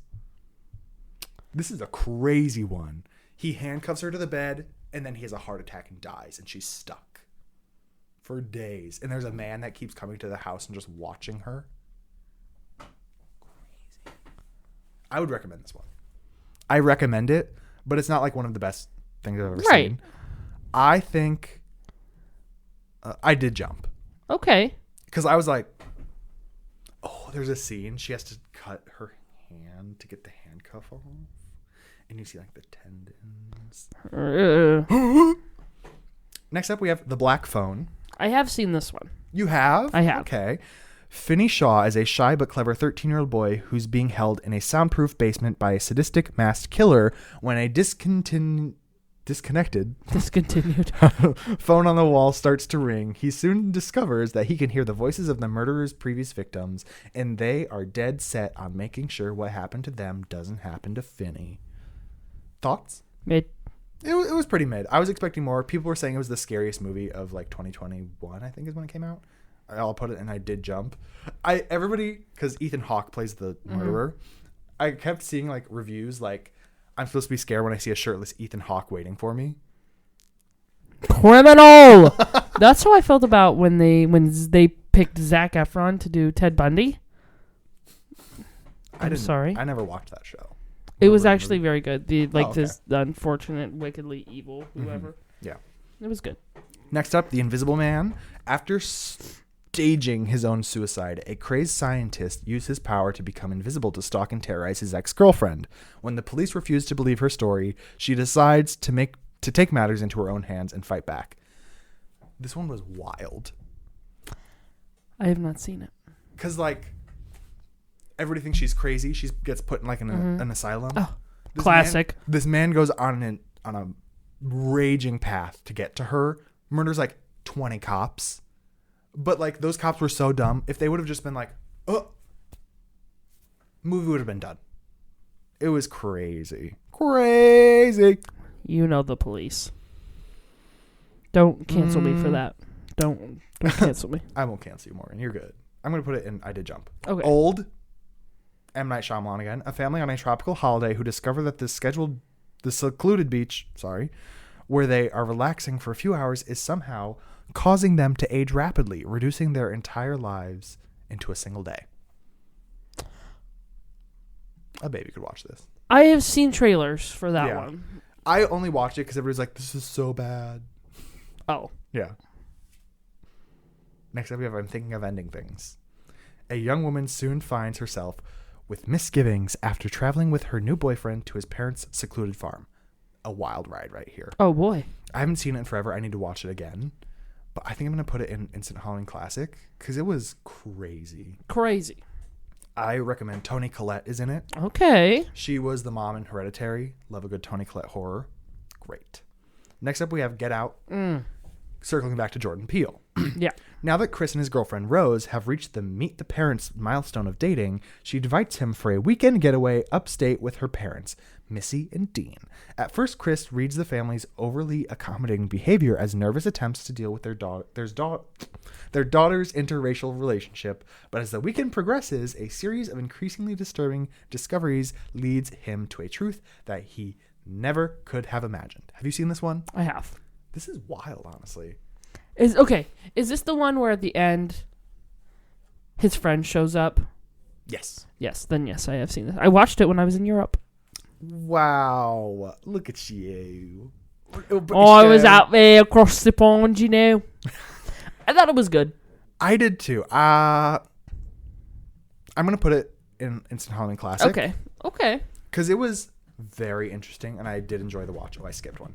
Next, we have Us. Accompanied by her husband, son, and daughter, Adelaide Wilson returns to the beachfront home where she grew up as a child, haunted by a traumatic experience from the past. Adelaide grows increasingly concerned that something bad is going to happen. Her worst fears soon become a reality when 4 masked strangers descend upon the house, forcing the Wilsons into a fight for survival. When the masks come off, the family is horrified to learn that each attacker takes the appearance of one of them. I love Lupita. Mm-hmm. She was so good in this movie. My thing about this movie, who wants to survive in this world after this? What is there to do? Nothing. Just kill yourself. Kill myself. Kill myself. The plot twist at the end, I don't know if I really enjoyed that though. Oh. I don't know. Like that they got switched. Whatever. It could have been better. You just ran out of things to say. Where would you have put it before I would put it at on it? I did jump. That's what I would agree with. Because it was like, it was still good. I jumped. Yeah. Next up, we have The Killing of a Sacred Deer. This one's not as crazy horror. It's more like psychological mind-bending. Dr. Stephen Murphy is a renowned cardiovascular surgeon who presides over a spotless household with his wife and 2 children. Lurking at the margins of his idyllic suburban existence is Martin, a fatherless teen who insinuates himself into the doctor's life in gradually unsettling ways. Soon the full scope of Martin's intent becomes menacingly clear when he confronts Stephen with a long-forgotten transgression that will shatter his domestic bliss forever. He forces his man to choose which one of his family members to kill. I would already know. Just kidding. So this man decides to take a shotgun, set his family in a circle around him, and just spin and shoot randomly. He ends up killing his son. Damn. I just ruined that. If you wanted to watch it, it is so good. It is at least 4.5. Oh, period. It is period. So anxiety-inducing. There's a scene in the movie where I was like, what the fuck? No, foink. Next, we have Split. I have seen this movie. Once again, M. Night Shyamalan. He's on this list a lot. Though Kevin has evidenced 23 personalities to his trusted psychiatrist, Dr. Fletcher, there remains one still submerged who is set to materialize and dominate all the others. Compelled to abduct 3 teenage girls, led by the willful, observant Casey, Kevin reaches a war. The camera? I don't even care at this point. Okay. Reaches a war for survival among all those contained within him, as well as everyone around him, as the walls between his compartments shatter. I watched this in 2016, so I don't remember it really. Talk about schizophrenia. Mm-hmm. Let's talk about it. Anya Taylor-Joy? I just learned about... We're actually learning about schizophrenia in my mental health class right now. And It's real, okay? And I just don't know if that's the best depiction because not everybody who's schizophrenic wants to kill people. Yeah. But some people do. Is it schizophrenia or DID? Dissociative identity disorder? I do believe, again, I'm not a professional, but I do believe that this would count as schizophrenia. Okay. You would know more than me. Because we can talk about that later. Yeah, well, we got it. I think a baby could watch this because I didn't really enjoy the film. Absolutely. I mean, again, it was okay. Yeah. Not the best thing I've ever seen. Not the worst. Anya Taylor-Joy eating the horror genre up still, but... She do. We are at 68, Morgan. What are we going to do? We're getting close. Should we keep going? Speed run. Speed run. Okay. So maybe I'll just skip going in depth about the... I'm not even going in depth, though. Last Night in Soho. Fashion designer. See some ghosts. Some ookie spookies. What do you rate it? Because I haven't seen it. It was good. It was very... The filming was interesting. I did jump. The Visit. Oh, wow. You seen it? I've seen it. Okay. The terrifying story of a brother and sister who are sent to their grandparents' remote Pennsylvania farm for a week-long trip. Once the children discover that the elderly couple is involved in something deeply disturbing, they see their chances of getting back home are growing smaller every day. I believe this is M. Night Shyamalan again. A found footage film. It was so good. I would agree. That twist was twisting. It was giving twist. She twisted. I think I'm going to go instant Halloween classic. Okay. I agree from this peanut gallery. Next we have Missing. It is about a woman that goes missing, and there's a bunch of plot twists about where she went missing to. Period. It was all right. I'm going to say a baby could watch this. Oh. Embarrassing. Dashcam, one of the worst movies I've ever seen.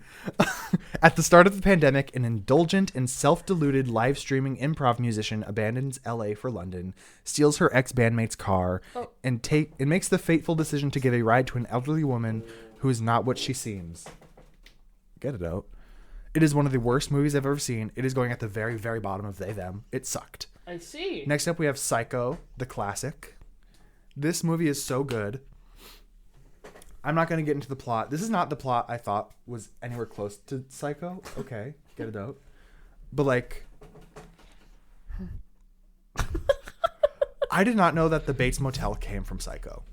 Like the show. Oh, yes, with the guy from The Good Doctor. Yes, I didn't know this is where it got inspiration from. Oh. I was utterly shocked. It is one of the best movies I've ever seen. Oh. Pure media gold. It's going up here. I don't know where to put it. I'm going to put it here. Okay.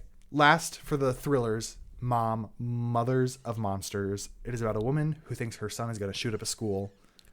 It is a found footage film. Okay. It's very weird. I'm going to say Snooze-a-Palooza. Oh. Ooh. Hello. So it is a few days later. As you can tell, I'm by myself. Morgan is gone. So the day we were filming with Morgan, she had something to do at a certain time, and we were getting pretty close to that time. And so after we got to a certain point, I just started going, and I stopped ranking as I went. So with this, I'm just going to come on by myself for the rest of this, and then kind of talk about the movies a little bit and rank them, just so the ending of the episode's not really rushed. I just wanted to take my time with this. So we're going to get into this. We're going to restart with the religious category of horror movies. Religious horror, the last of my genres that I've added, is the theme of religion. This could be tied closely to the cult theme, but it's not really, it doesn't have the elements of a full-blown cult. It's just any sort of topic that's religious based, dealing heavily in religion, God, religious trauma, and repentance. So the first of which we have A Thief in the Night, which is about a young woman who has a religious awakening after discovering that her husband and millions have vanished overnight. So basically it's about the rapture and turning to Christianity, basically. Morgan and I did go over the religious category and a few of the next category, so they're already ranked. So I put A Thief in the Night and Snooze-a-Palooza, as it should go, because the reason I watched this movie is because I've been on a deep dive into the Duggars lately. I've been listening to this amazing podcast. It's called Digging Up the Duggars. And the reason Michelle Duggar became Christian during high school is she watched this movie and got so scared. And so now she's a Christian. That's why I watched that. Next up, we have Saint Maud, which is an A24 film. Having recently found God, self-effacing young nurse Maud arrives at a plush home to care for Amanda, a hedonistic dancer left frail from a chronic illness. When a chance encounter with a former colleague throws up hints of a dark past, it becomes clear there is more to sweet Maud than meets the eye. I've been wanting to watch this one forever, and I finally sat down and watched it. It's not really what I was expecting. It was good. It had like one of the scariest sex scenes I've ever seen, besides like Infinity Pool. I was fully gasping during that scene. Yeah. Where did I put this? I put it in I Did Jump, because it was still a good movie. It had very good... I feel like it wasn't too heavy on the religious aspect, even though that was the full premise of the movie. I felt like it was a good balance. And lastly, for the religious category, we have The Lodge. So this is a soon-to-be stepmom is snowed in with her fiancé's 2 children at a remote holiday village. Just as relations begin to thaw between the trio, some strange and frightening events take place. So this movie, I honestly enjoyed it way more than I thought I would. It was really good. It was about religion, heavily religious, but it also dealt with cults. So I was really thrown up between if I should put it in cult or the religious category. I ended up going religious because it didn't really focus on the cult that much. It was just more of like a plot tool that led us into the main antagonist characters' issues and traumas and whatnot. So I gotta find where I put that. I put it. Where did I put it? Did I not put it anywhere? Am I blind? Oh, wait. I think I just... Ooh. Now it's all mixed up. Okay. Well, it's fine. It's fine. Okay, it's right here. I put an instant Halloween classic. It doesn't have a good Halloween feel, but because it's about a snowed-in like cabin. It's very wintry. It's very good. I loved it. It was great. Moving on, we're moving into the slasher category. As most people know, as the title suggests, that these films deal heavily in the use of killers on the loose, picking off people one by one. The kill counts tend to be quite lengthy with these movies and has lots of knives. Yes. So, everybody knows a good classic slasher, like Halloween, Friday the 13th. Oh, here comes a little oat. He's coming to join us. Scream, the classics. Those all like classic horror movies I would say are like slashers. I don't know where I was going with that sentence. We're just gonna get into this. Can you hear him screaming down here? Otis, come here. Come here, boy. I don't know if Oat's been seen in a while, but here he is. He can be my second guest for the day, along with Morgan. Good man. He's such a good man. Ooh, don't step on my computer. You're going to mess things up. That's a candle. Watch out. Maybe you shouldn't have been up here, Oat. Okay, let's go. I don't want you catching on fire. Okay, first up, we have X, another A24 film. I love a good A24 film. Ty West. Yeah. Okay, so X, a group of actors set out to make an adult film in rural Texas, sorry, under the noses of their reclusive hosts. But when the elderly couple catches their young guests in the act, the cast finds themselves in a desperate fight for their lives. I thought X was pretty good. I put it in instant Halloween classic because it is like, it's good. It's a great film. It's all about the old lady killing everybody. I just felt like there was something missing. I want a little bit more. Mia Goth, as always, slays. Like the Mia Goth, Anya Taylor-Joy, some of the best females in horror. Also, Elizabeth Moss. She's been in a few that I've seen that are really good. Really good. Yeah. Moving on, Pearl, which is the prequel to X, all about the old lady from the first film. Trapped on an isolated farm, Pearl must tend to her ailing father under the watch of her mother, lusting for the glamorous life she's seen in movies. Pearl's temptations and repressions collide. So, once again, this is a prequel to X. Mia Goth plays Pearl, as she did in the first movie, and I heavily preferred Pearl over X. There was just something about it. I put it in at least 4.5 spooky stars because it's one of the better ones. I love it so much. I saw it alone in theaters. It was an amazing experience. Moving on, we have Megan. Megan is a marvel of artificial intelligence, a lifelike doll that's programmed to be a child's greatest companion and parents. Oh my gosh, I'm trying to speak through this fast, so I apologize. Parents' greatest ally. Designed by Gemma, a brilliant roboticist, Megan can listen, watch, and learn as it plays the role of friend and teacher, playmate, and protector. When Gemma becomes the unexpected caretaker of her 8-year-old niece, she decides to give the girl a Megan prototype, a decision that leads to unimaginable consequences. So Morgan and I did talk about this one when we filmed, and we both agreed that this is like borderline a comedy horror film. But I put it in slasher because Megan just be picking people off one by one, and I loved it. I really enjoyed this movie. It's borderline funny. It's got the spook factor. I put it in instant Halloween classic because it had that it factor. I don't know. Moving on, we have 6 movies that I'm going to try to get through pretty fast because it's the Scream franchise. Okay, so Scream 1, or just called Scream, a killer known as Ghostface begins killing off teenagers, and as the body count begins rising, one girl and her friends find themselves contemplating the rules of horror films as they find themselves living in a real-life one. So the whole thing about Scream is that it is meta. If you don't know what that means, look it up. I don't want to get into the logistics of what meta is. But the Scream franchise is meant to be meta and a parody of previous slashers that came before. And there's a reason why when Scream came out, it kind of redefined the slasher genre because it was just so good. It was effective. Again, it was funny. Like the Scream franchise is funny. Don't even try to test me on that. It just became an instant classic in the eyes of so many horror lovers.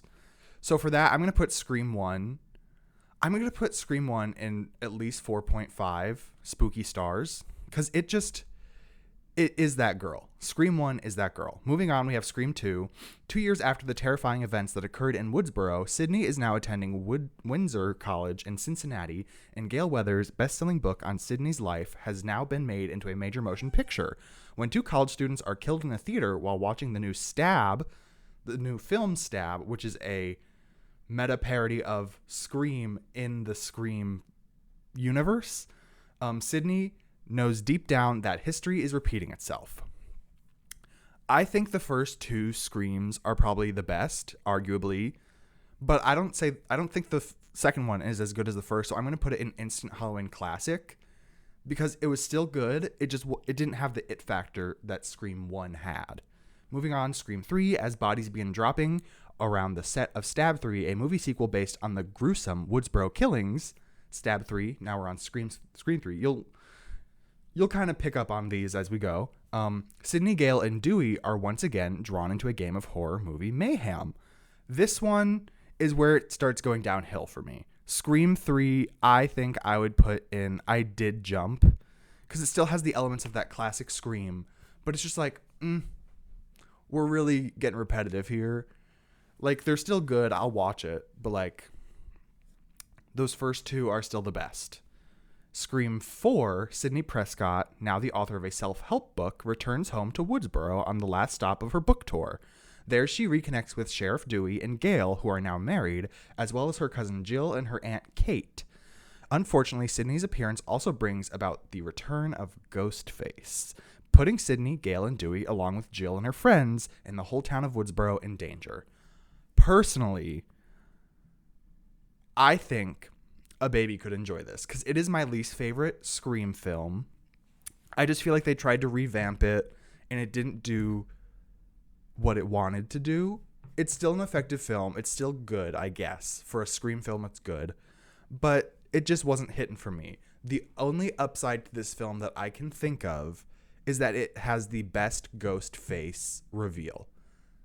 For most people that don't know, the Scream franchises, there's only one movie where Ghostface was a single person. All of them have been duos or trios. And this Scream 4 has the best and smartest Ghostface duo, in my opinion. It's very smart.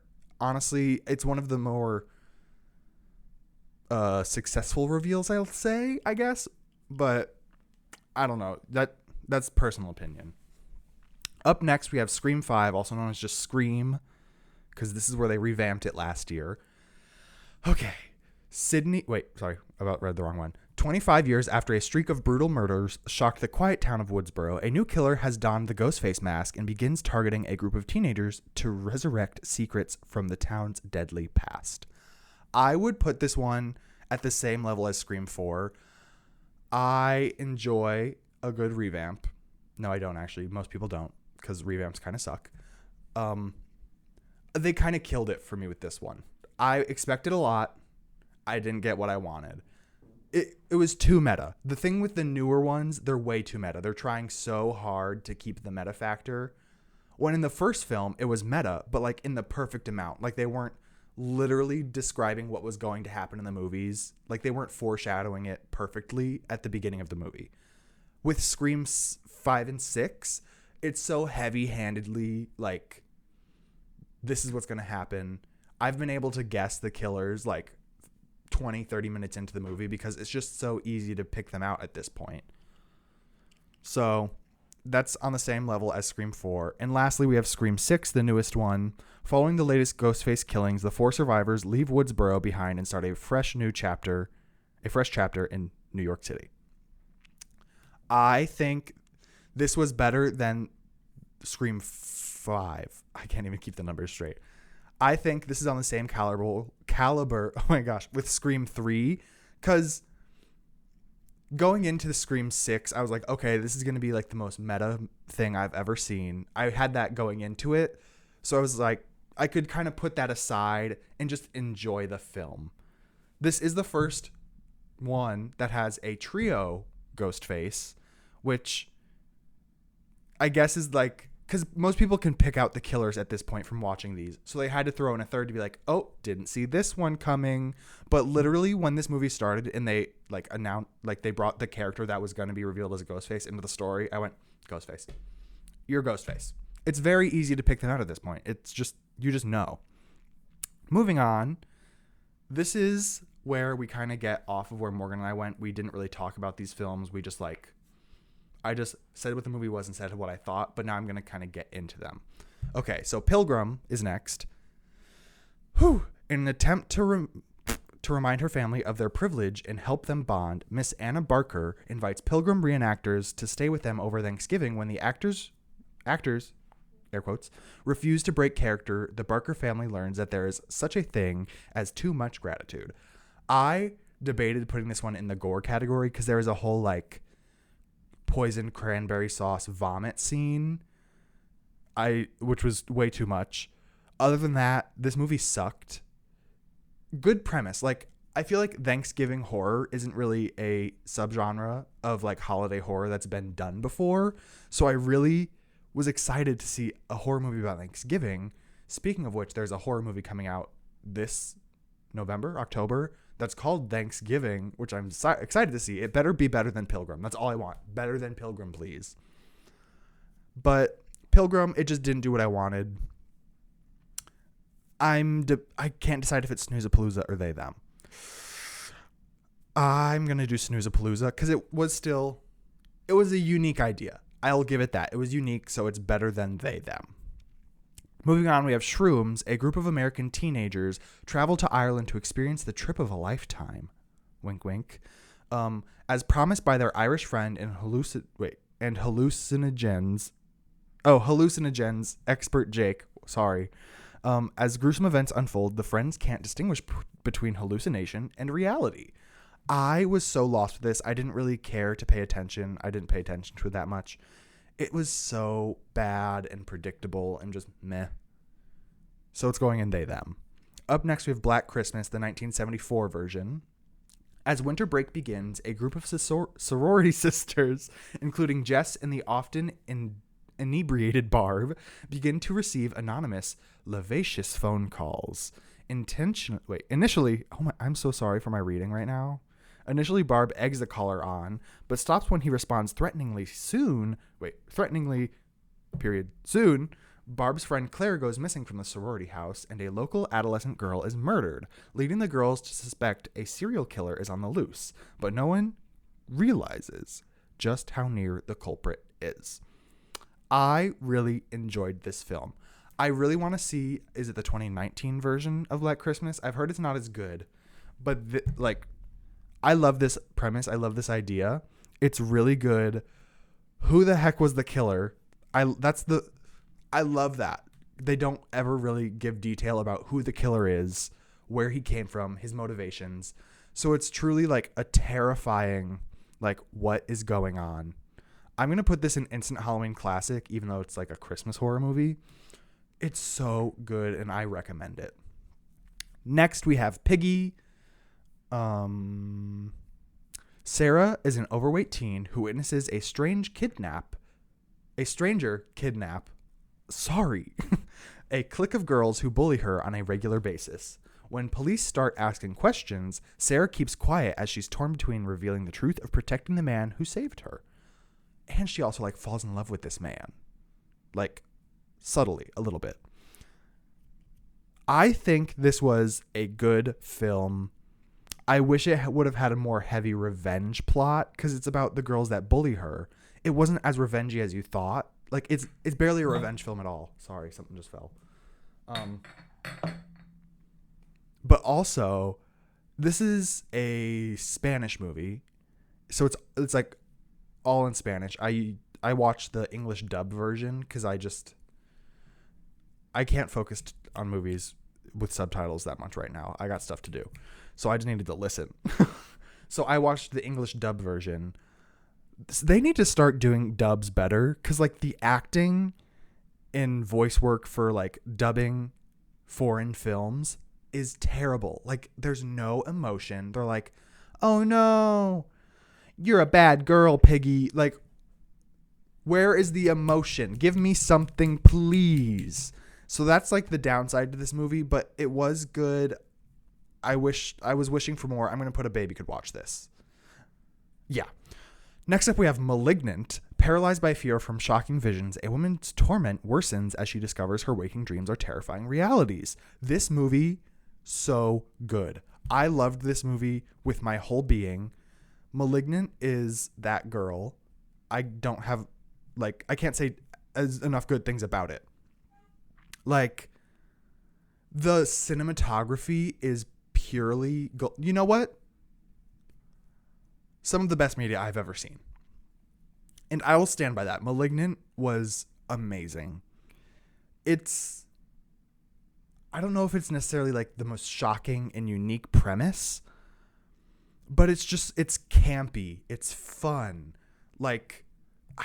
There's not enough good things I could say about this movie. I would highly recommend watching Malignant.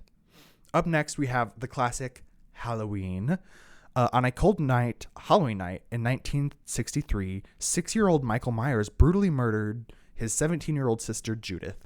He is sentenced and locked away for 15 years, but on October 30th, 1978, while being transferred, same difference, for a court date, a 21-year-old Michael Myers steals a car and escapes Smith's Grove. He returns to his quiet hometown of Haddonfield, Illinois, where he looks for his next victims. Halloween, I feel like I'm torn with. First of all, the posters for the first 2 Halloween films are some of the hardest, and they go hard. The best movie posters I've ever seen. It is pure genius. I'm going to put it in instant Halloween classic. I just feel like people talk of that movie so much, I was expecting more from it. And I don't know if it's because I've just watched so many horror movies that try to scare you so bad. And this one's just more subtle because it's one of the more classic ones, that I wanted more from it. But there's just something. I just needed something more. I don't know. Next, we have Halloween 2. After failing to kill stubborn survivor Laurie and taking a bullet or 6 from former psychiatrist Dr. Sam Loomis, crossover to Psycho.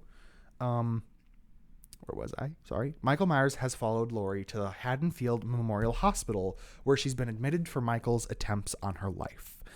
The institution proves to be practically suited for serial killers. However, as Michael cuts, stabs, and slashes his way through hospital staff to reach his favorite victim. I did not really enjoy this one as much as the first one. Like I said before, it's just I was hoping for more. I'm going to put it, and I did jump. Again, this movie poster goes hard. Like, whoever made the posters for Halloween 1 and 2, they deserved a raise. They deserve everything. I love them. Next up, we're kind of winding down here. We have the vampire category of horror. Similar to Monster, this takes use of the age-old legend of vampires and bloodsuckers. So I have a singular movie for this, which doesn't even count as a vampire movie. It is a vampire movie, but it's a comedy. But I put it in vampire because I don't have any other vampire movies. So, yeah. Renfield is the movie. Renfield, the tortured aide of his narcissistic boss Dracula, is forced to procure his master's prey and do his every bidding. However, after centuries of servitude, he's ready to see if there's a life outside of the shadows of the Prince of Darkness. I thought this movie was very mid. I'm going to put it in Snoozapalooza. Awkwafina, I just can't do it. I can't do it with Awkwafina. I'm sorry. I just can't. I can't. Next, we have literally one of my favorite themes for not just horror movies, but movies in general, the witchcraft and occult. It's such a rich topic and theme and aspect that I love a lot. Like, there's so much you can do with it. There's different directions you can go. And it has to be done right, though. It has to be done right. Okay. Widely known to be something you don't want to mess with unless you have the knowledge of it, there are 2 offshoots of witchcraft films. There is the 17th century route of like witch trials and like the devil and all that stuff. And then there's the other direction of going with like the cult like ooky spooky spellcasters, like think Hocus Pocus, but like spooky. So first up we have The Witch. If you're watching, I just hit a candle. If you're watching right here, I have the soundtrack on vinyl. It's literally one of my favorite films. Again, another Robert Eggers film. I highly recommend watching The Witch if you haven't. Anya Taylor-Joy, queen of horror. Yes. In 1630, I almost said 1930. Oh my gosh. In 1630 New England, panic and despair envelops a farmer, his wife, and their children when youngest son Samuel suddenly vanishes. The family blames Thomasin, the oldest daughter who was watching the boy at the time of his disappearance. With suspicion and paranoia mounting, twin siblings Mercy and Jonas suspect Thomasin of witchcraft, testing the clan's faith, loyalty, and love to one another. It is just so good. It is so effective. It is one of the best horror films I've ever seen. It's not even heavy-handed on horror. It's just such a good, spooky film. It's one of those films I can't say enough about. It is so good. Anya Taylor-Joy is literally amazing. I think she was like 18 in this role, and she ate it up. I'm going to put it in the best media I've ever seen because it belongs in this category. It really does. I literally don't know what else to say about this film. Oh, I know what to say. One of the very first scenes of this film is when Samuel, the baby, gets taken. I won't reveal what happens in this scene, but I was literally staring at the screen. I watched this with my roommates. I was like, are they allowed to show this on TV? Like, is this legally allowed to be seen? Because it was so jarring and shocking. I was not sure if I was allowed to watch it. It was crazy. Highly recommend it. Okay, moving on. We have Suspiria. Young American dancer Susie Banyan arrives in 1970s Berlin to audition for the world-renowned Helena Marcos Dance Company. When she vaults of the role of the lead dancer, the woman she replaces breaks down and accuses the company's female director of witchcraft. Meanwhile, an inquisitive psychotherapist and a member of the troupe uncover dark and sinister secrets as they probe the depths of the studio's hidden underground chambers. This film is a twist and turn. Oh, by the way, this is the newer one, 2016, if I'm not mistaken. I don't remember when this film was, but it is not the one from the 1970s, 80s. I need to watch that one still because I believe it's good to watch originals and remakes. Yeah. It is so good. I honestly thought that Susie was played by Jennifer Lawrence when I first saw like clips from this movie. Nope, Dakota Johnson. They just looked very similar to me. I don't know why. Mia Goth is in this. It is so good. Tilda Swinton plays like 14 roles in this movie. She's crazy. She's a crazy woman. So good. I think I'm going to put it in a 4.5 spooky stars. The one thing I hate about this ranking is that when you pick this up, you can't like drag it and it moves the screen for you. You have to physically set it down and pick it back up. Moving on, we have two found footage films, Blair Witch and the Blair Witch Project. I watched Blair Witch, the 2016 film, before I watched the Blair Witch Project, which I feel kind of ruined it for me because I was getting part of the story. I don't know. I just feel like I should have watched it the other way around. So Blair Witch, the 2016 film, a young man and his friends venture into the Black Hills Forest in Maryland to uncover the mystery surrounding his missing sister. Many believe her disappearance 17 years earlier is connected to the legend of the Blair Witch. At first, the group is hopeful, especially when two locals act as guides through the dark and winding woods. As the night wears on, a visit from the menacing presence soon makes them realize that the legend is all too real and more sinister than they could have imagined. I personally didn't enjoy Blair Witch. I just feel like it was just repeating what's been done before. Because it really did. It really is just the Blair Witch Project. But worse, honestly. I'm going to put it in a baby could enjoy this because, honestly, the Blair Witch series, not much scary stuff happens in this. It's not much, if nothing, honestly. Up next is the Blair Witch Project. In October of 1994, 3 student filmmakers disappeared in the woods near Burkittsville, Maryland, while shooting a documentary. A year later, their footage was found. I enjoyed this. I think I would love to go back in time and there was a motorcycle that just rode by. Experience the time period when this film came out. Because not only did they make this film and heavily promote it as like, this is an actual found footage film, this is not fake. Because like the actors from the film use the same names in the movie. So it's like, oh, these are the same people. They created mockumentaries that went on TV before the premiere of the movie that heavily implied that this was real. Like they took their time to make this a believable story to scare people. And I appreciate that. And I would love to go back and experience that for myself. I can't. But yeah, it is everything that Blair Witch from 2016 wishes it was because it's not heavy-handed on like the spookies. Ooh, what's this? It very much feels like a real found footage film. It literally feels like this is a film that was found in like the woods, not like this is a movie that was shot to look like it was a found footage film, which is why I feel like this one is like so effective in such a popular film. I'm going to put it in instant Halloween classic probably because I don't feel like it is not at least a 4.5 spooky stars. I can't put it there. Wrapping up our witch category, we have Carrie, the 1976 version. Carrie White, a shy and troubled teenage girl who is tormented by her high school peers and her fanatically religious mother, begin to use her powers of telekinesis to exact revenge upon them. For this one, I wasn't sure if I should put it in witch or thriller, psychological thriller films. Because it is never explicitly stated that Carrie is a witch. I just kind of assumed it has that witchy vibe, so that's where I put it. But I just need to say, everything Carrie did, valid. She is valid. She really deserved. She didn't deserve. She did good for what happened.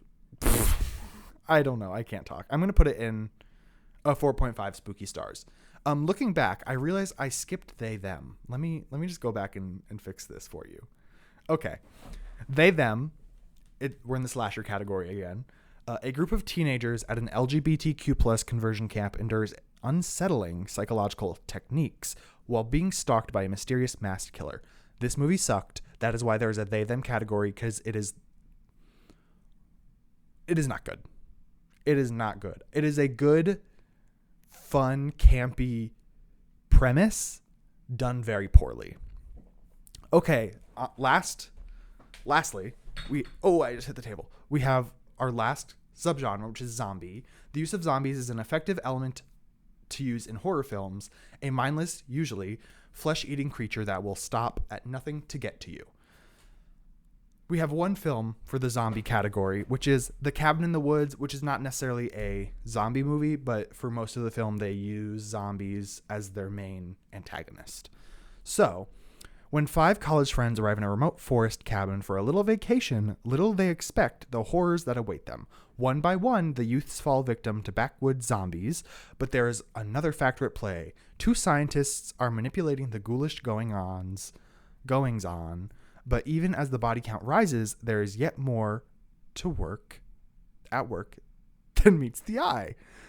I think this is a snooze-a-palooza. I didn't enjoy it. I know it's kind of seen as a classic horror film at this point, but it just didn't really do it for me. I wasn't enjoying it. Chris Hemsworth, you're fine. Okay, we did it. That was 100 horror films that we have got through in this one episode. Here we have it. I'm going to put this ranking on the Instagram if it allows me to. I don't know if it's going to be too big, because that's a big image right there. That is a large image. I think we might have to find somewhere else to post it. I'm not sure. Maybe the community tab on YouTube. Who knows? So I'm going to download this image, and that's kind of it for me by myself. I think I'm going to throw it back to Cole and Morgan previously for Medias of the Week and wrap up.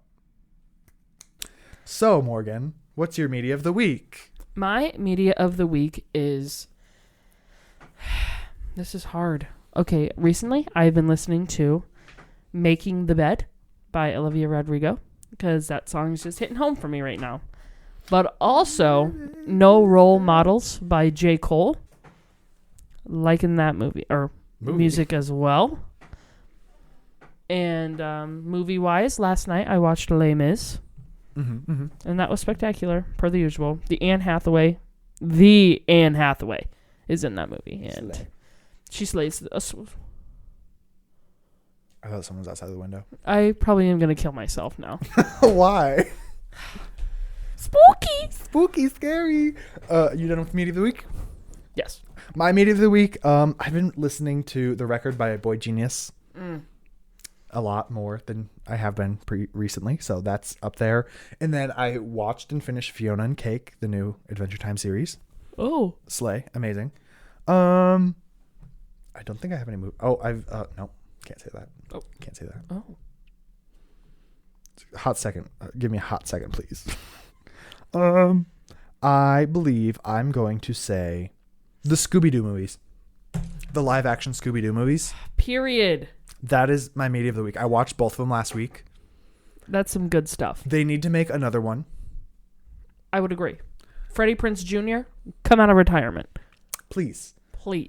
They need to make another one, or they need to release the director's cut R-rated version that they originally filmed. Did you know about this? For which one? For the first one. Is that Monster Island? Yes. They filmed a bunch of stuff for it, but then they cut it all because Warner Brothers said, no, this is the family film.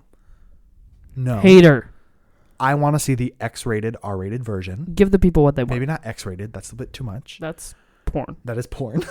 And I don't want to see Freddie Prinze Jr. I don't need to see like Shaggy that. Raw Dog in it. No. So yeah, those are my medias. Anything else to add, Morgan, about horror? Stay safe when you're watching it. Yeah. Like, carry a crucifix if you're watching Terrifier, please. Watch it with a friend in the daytime. there's strength in numbers. 10 a.m. Yeah. So you can have the rest of the day to recover. I watched it at 11 p.m. I think I watched it like midnight, and I wanted to die. Yeah. Wouldn't recommend Terrifier if you're spooking easily. No. So I think that's gonna do it for horror. We'll see. Well, I'll see you next time. We'll love to have you again. I want to be back. Please. Hopefully for Glee season 2. Yes, we'll get there eventually. We'll get there. This guy.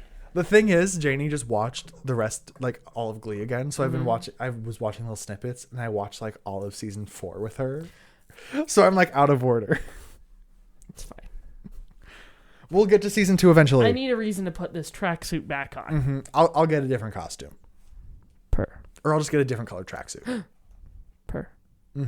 Okay, so this has been the Mostly Media Podcast, where we talk media, Mostly. and all things horror. Thank you for watching. We got all the links. You know where they are. Bye. Bye.